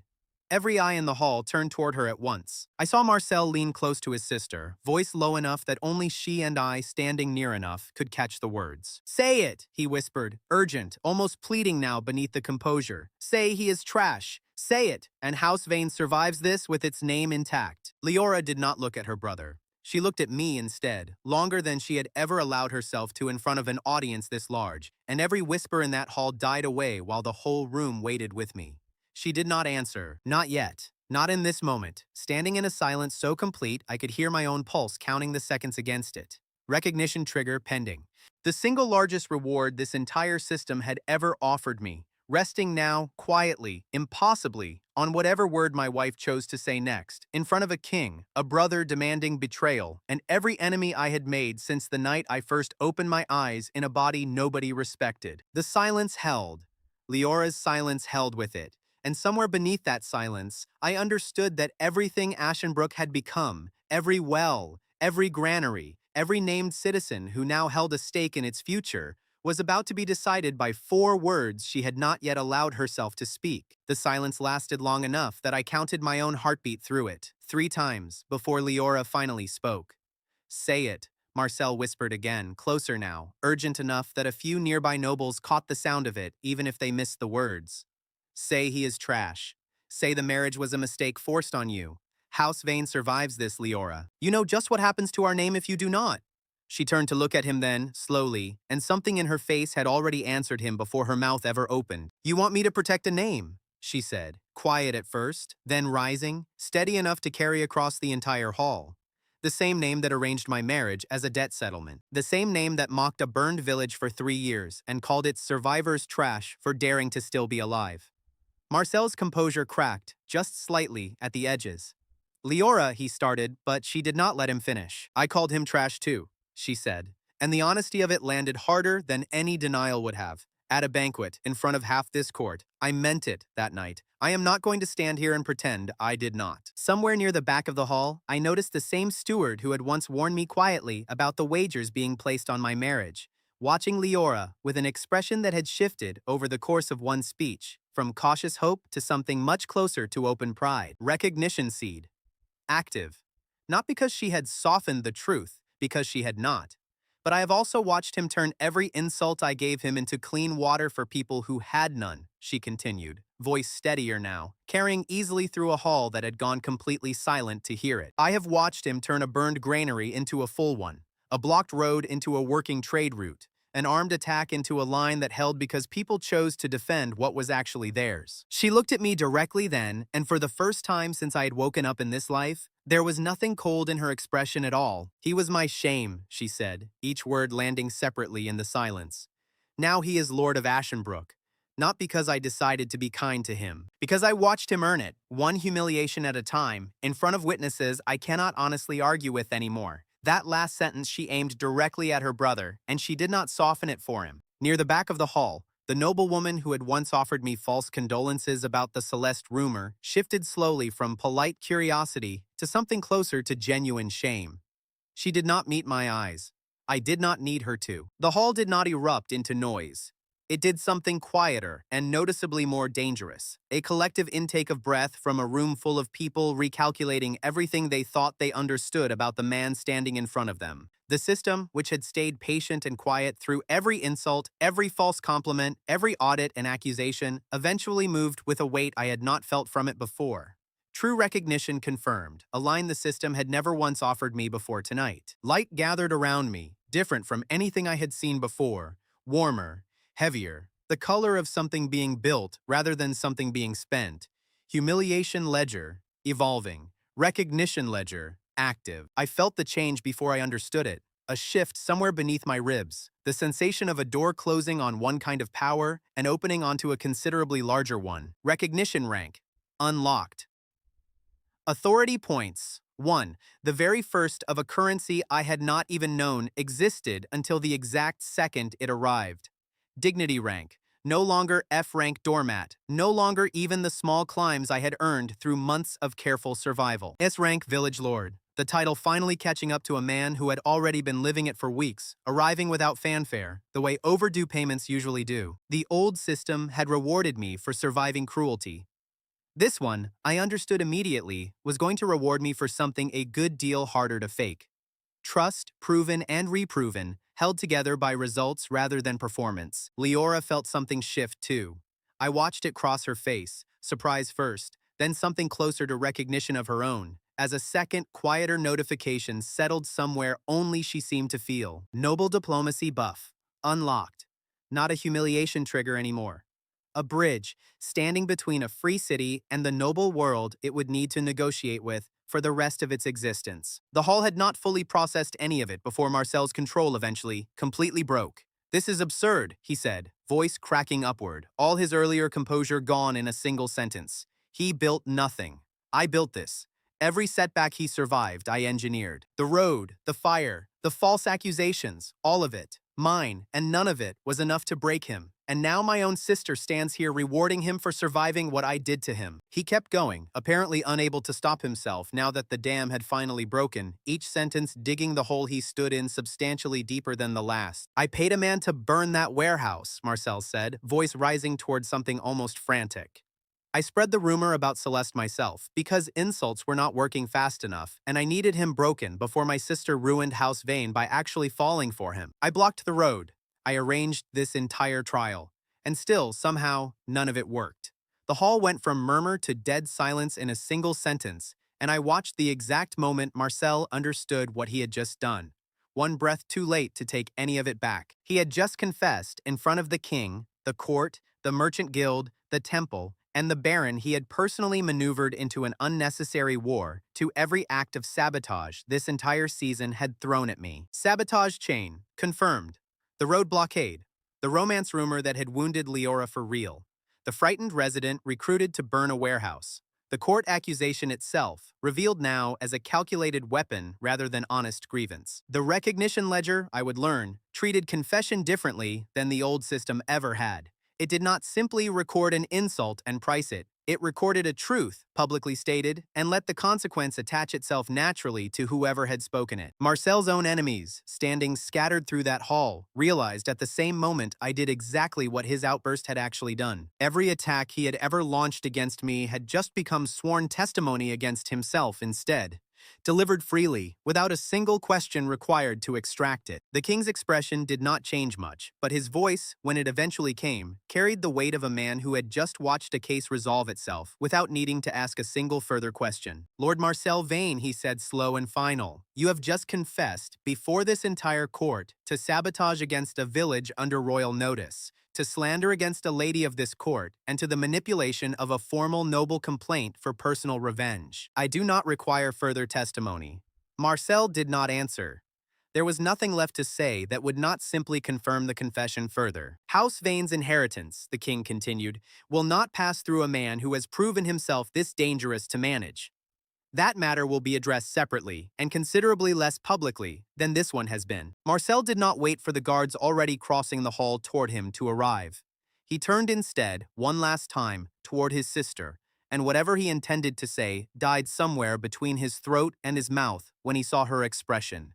Not triumph, not even satisfaction, only a tired, settled grief, the look of someone finally allowed to stop pretending a wound had healed when it never actually had. I felt, for one brief, uncomfortable moment, something almost like pity for him, a man who had spent months trying to destroy me, and had managed it only on himself, all because of his certainty that cruelty was the only currency worth spending. I did not let the feeling last long.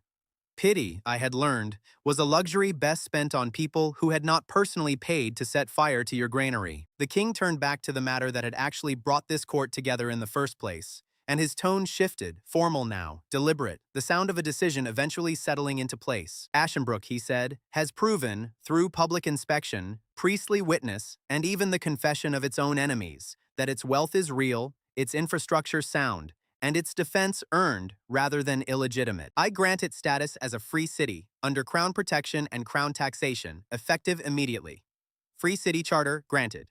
Temporary, 1 year's term, subject to full royal review before it became anything more permanent than that." The window laid the conditions out in small, patient letters, and celebrated exactly nothing on my behalf. The system, as usual, simply opened the next page of the ledger and waited to see what I would do with it. Contract credibility, B, climbing finally to A, a number that would open doors I had not even known existed until this exact moment. The Merchant Guild auditor approached before the hall fully emptied, much less hostile than the last time we had spoken. "The books were accurate," he said plainly, as close to an apology as I suspected he was capable of offering. "I will be recommending Ashenbrook for full guild contract status once the charter stabilizes. That recommendation is not offered lightly." The temple examiner said even less, only a small, formal nod in my direction before he left, though I noticed he paused once near the doorway to look back at the hall like a man who had not fully finished making peace with his own decision. The court began to stir, noise returning slowly, the murmur of powerful people recalculating precisely how they intended to treat a man they had, an hour earlier, still been comfortable calling trash. Celeste found me before the crowd fully dispersed, her expression different now, stripped of the practiced warmth she had worn since the day I met her. "I misjudged you," she said plainly. "No performance left in it. I offered you praise because praise usually works on men like you. It failed here because you were never actually the kind of man praise alone could move. I did not gloat because gloating at Celeste felt somehow beneath what this particular moment had actually cost the two of us to reach. I have a genuine proposal," she continued. "Not flattery, a contract, my court connections, your production and infrastructure, terms negotiated honestly, recorded by your own treasurer, enforceable the same way any real trade agreement should be." I studied her for a long moment, weighing exactly how much trust a woman built entirely out of weaponized charm actually deserved. "Terms only," I said eventually, "written, recorded, and reviewed by Mira before either of us signs anything." She smiled, and for the first time since I had met her, it looked almost entirely genuine. "I would expect nothing less from you now," she said, and left before either of us needed to make the moment more complicated than it already was. Leora found me last, once the hall had mostly emptied, the two of us standing in a space that had, an hour earlier, held the entire weight of my future inside it. "I did not say that to save you," she said, quiet now, the public performance gone entirely from her voice. "I said it because it was true, and I was tired of pretending it was not, just to protect a name that never once protected me either." "I know," I told her, and I meant every word of it. The emptied hall stretching quiet and enormous around the two of us. You could have simply stayed quiet, I added. Nobody in that hall would have blamed you for protecting your own name instead of mine. I would have blamed myself, she said. Quiet now. None of the court performance left in her voice at all. That has always been the harder judge to satisfy. She did not reach for my hand, and I did not expect her to. Whatever this was between us, it had not become romance in the space of a single confession. It had become something else instead, harder to name, noticeably more durable. Charter granted, I said aloud, mostly to myself, testing how the words sat against everything they had cost the two of us to earn. 1 year, then a full review. 1 year, she agreed, arms crossed, already counting every enemy who would spend that year hoping we failed. I suggest we spend it making certain nobody in this kingdom ever mistakes Ashenbrook for a purse without a sword again. Somewhere beneath the relief of the moment, a colder, much quieter thought settled in right alongside it, refusing to leave. A charter this hard won was still, by its own terms, temporary. Ashenbrook had survived humiliation, false praise, an audit, a temple's suspicion, betrayal from inside its own walls, and an armed attack. All of that, and the Crown had still only granted us 1 year to prove it was not an accident. We rode into Ashenbrook 3 days later, and for once, nobody needed a letter or a courier's account to understand what had happened. The royal seal traveled with us, visible, undeniable, carried on a banner Mira had insisted on commissioning the moment word of the charter reached her. Yorick stood near the front of the gathered crowd, leaning on a cane a carpenter had carved for him specifically after the fire, and when the royal banner came into view, he removed his cap entirely, an old, formal gesture I had not seen anyone in this village bother with since I first arrived. The village that met us at the gate was not the same 17 frightened survivors I had first heard about in a letter I could barely believe. Workers lined the road. Children ran alongside the horses. Someone had strung dried flowers over the granary door, the closest thing to celebration Ashenbrook's limited resources could currently afford. Village level, no longer a ruined hamlet climbing slowly toward respectability.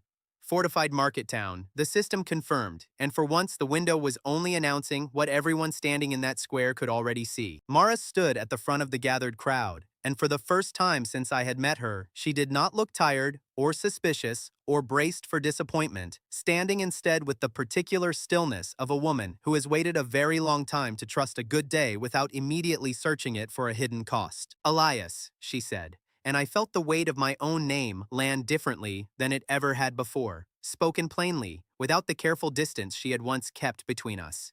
You did not just bring us food. You did not just bring us water, or gold, or walls. She paused, and the whole crowd seemed to lean into that pause with her. You brought us back our right to stay, she said. That is the thing they took from us, the night this village burned. Not the buildings. The right to still be here at all. Leora stood beside me through the entire speech, not behind me, not at a careful noble distance, but beside me, deliberately, in front of every citizen watching closely enough to notice right where she chose to stand. Noble diplomacy buff, quiet and steady beneath the surface of her presence. Already doing work I would not fully understand until the first noble contract landed on Mira's desk within the week. We spent the following days on an inventory that felt, for once, like counting victories instead of counting damage. The well, still running clean, still the first true thing I had ever built here. The granary, dry and full, spoilage a distant memory instead of an open wound. The market, steady now. Daily income no longer a fragile experiment, but a reliable heartbeat under everything else we had built on top of it. The caravan yard, guarded and scheduled, trade route reliability climbing higher with every uneventful run. The walls, no longer decorative, tested now against a real attack, and proven sturdier than anyone, including the Baron, had expected. The breadline, still open, still feeding the poorest residents under a temple seal that had, over time, become quiet routine instead of contested permission. Population, 17 frightened survivors once, more than 400 residents now, counted name by name in Mira's register, refugees and returners, and children born under roofs that had not existed a single year earlier. Authority points 1. Climbing toward 3 within that first week alone, each point arriving not from insult or performance, but from trust proven publicly, repeatedly, in front of witnesses who no longer needed convincing. I found the new resource considerably harder to explain than gold had ever been. Gold, at least, everyone understood instinctively. Authority, it turned out, was a currency that only grew when spent carefully on other people's benefit rather than my own, which felt, more than anything else this system had ever offered me, like the truest test of whether I actually deserved the title now attached to my name. Mira handed out the first citizen stake payouts herself, calling names one at a time from a list she had built with her own careful hand. Yorick's name came early on that list, and the old stonemason accepted his coins with both hands, turning them over slowly before tucking them away, without one word about how little the years had left him able to earn on his own. Bren counted her share twice with the same suspicious precision she brought to every ledger she had ever touched, and then, for the first time since I had met her, allowed herself something close to a genuine smile. Oswin took his without counting it at all, tucking the coins away and returning immediately to an argument with a trader about lumber pricing, as though nothing about the moment required further comment. Tar simply nodded once, the economical gratitude of a man who had spent most of his life being paid too little for work that mattered a good deal more than the wage suggested. The woman who had sorted grain through that first terrible night received her share without a word, staring at the coins in her palm for a long moment before finally looking up. "Mine," she said again, the same word she had used the day her name first appeared on that list, except this time it landed with the weight of something proven rather than promised. Tar's hunters, formalized now into something closer to an actual guard company, took over patrol of the new outer wall in rotating shifts, each round pairing an experienced hand with a newer recruit. Walking the perimeter one evening, I noticed they had started training two of the younger citizen stake volunteers without being asked, passing down exactly the kind of terrain sense that had broken the Baron's advance. "We will need more than 6 hunters if the Duke sends more than a letter," Tar said, watching his trainees practice forming up at the narrow gate. "Better to build that now than to build it while someone is already riding toward us." I told him to take whatever coin and materials he needed. He simply nodded, the same economical gratitude I had come to expect from him, and went back to correcting a trainee's footing without further comment. Mira, I told her that same week, is no longer simply managing my books. She is Ashenbrook's official treasurer, appointed, recorded, and substantially better at this job than I will ever be myself. Bren received her own new title that same week, Foreman of the Market District, a position invented specifically because she had already been performing every function of the role for months, without anyone bothering to name it officially. She accepted with the same flat, unimpressed nod she gave any correct number, though I noticed she wrote the title carefully into her own personal ledger that evening, in handwriting considerably neater than her usual quick scrawl. The strangest part of that first week arrived on the 4th day, in the shape of 3 nobles I recognized instantly from a banquet that felt somehow like it belonged to an entirely different lifetime. They had laughed loudest that night. I remembered their faces specifically, the particular delight of men who had genuinely believed they were watching someone smaller than themselves get just what he deserved. They did not laugh now. They stood at the edge of my market, hats in hand, requesting, with careful, uncomfortable politeness, whether trade slots might still be available for merchants of good standing. Leora handled the etiquette, gracious and precise in a way that made the whole exchange look much warmer than it actually was underneath. I handled the price. Premium rate, I told them, without raising my voice, without a single word of the revenge speech they had clearly braced themselves for. Trade slots are limited. Demand has grown noticeably since the last time either of you visited. One of them opened his mouth, perhaps to argue, perhaps to remind me who he had once believed himself to be speaking to. He closed it again when he saw the price list Mira handed over, because arguing with an honest number has never once worked as well as arguing with an insult. I did not gloat. I did not need to. The price list did all the gloating necessary, and it did it far more cleanly than I ever could have managed with words alone. Fenwick, delivering a shipment that same afternoon, watched the whole exchange with barely disguised delight, nudging Dell twice so he would miss nothing, then loudly requested his own slot renewal at the same counter, in front of all 3 nobles, just to enjoy the contrast a moment longer. Some victories, I was learning, did not require a single raised voice to land properly. They only required the right audience, watching at the right moment. Word of that particular reversal spread faster than any of Marcel's rumors ever had, because nothing travels through a noble court quite as efficiently as the delicious story of men who once laughed loudest, now waiting politely in line. I should have simply enjoyed the moment for as long as it lasted. Ashenbrook, I had learned by now, rarely allowed anyone the luxury of an uninterrupted victory for very long. The message arrived 6 days after the charter itself, carried by a rider wearing colors I did not recognize, from a territory considerably larger than House Vane's modest holdings. A neighboring duke, the letter explained, formally, coldly, had taken a personal interest in recent developments at Ashenbrook. He was, apparently, less interested in gold, trade routes, or free city charters than every other enemy I had faced so far. "Bring me the man himself," the letter read, in language too polite to be anything but a threat dressed carefully in silk. Whatever system rewards this particular kind of trust and authority is worth a good deal more to me than a single village's income. Mira read the letter over my shoulder, uncharacteristically quiet for a woman who usually had an opinion ready before I finished a sentence. Her eyes crossing the Duke's seal twice, checking it was not a forgery before she let herself react to the words underneath it. There is no ledger entry for this, she eventually said. No cost I can calculate. No bottleneck I can build storage against. I do not know how to prepare you for a man who wants you specifically instead of anything you have built, and I have already prepared for nearly everything else this long season has thrown at the two of us. I told her I did not know either, which was, uncomfortably, entirely the truth. External threat detected, a warning the system had never once needed to raise before this letter. Not aimed at Ashenbrook's gold this time, aimed directly at me. I read the letter twice, standing in a market I had built out of one publicly humiliating sentence, surrounded by a village that finally, after everything, believed it had earned the right to simply exist. The charter gave us 1 year before the Crown reviewed everything we had built here, closely enough to decide whether it deserved to remain permanent or collapse back into whatever it had been before. Somewhere beyond that year, apparently, a duke had already decided that the real prize Ashenbrook produced was never the gold at all. I looked out over the market, at Mira counting coin with steady, practiced hands, at Mara watching the granary with the quiet satisfaction of a woman who eventually trusted the roof over it, at Leora standing exactly where she had chosen to stand, deliberately, in full view of an entire village that had once called her simply the noble wife. Trash husband, then village lord, then something the crown itself had finally agreed to call a free city's lord, in one long, expensive season. I had learned slower and more painfully than I would have liked that every reward this system had ever offered me came with a bottleneck attached to it, waiting patiently just beyond the celebration. This one, I suspected, watching the Duke's letter catch the last of the evening light, was going to be substantially larger than a blocked road or a hostile auditor ever had been. I folded the letter carefully and did not let myself smile at the danger in it, not yet, not until I understood precisely what a man wealthy enough to ignore gold entirely actually wanted from me instead. So what is this story really about? Not gold and not revenge.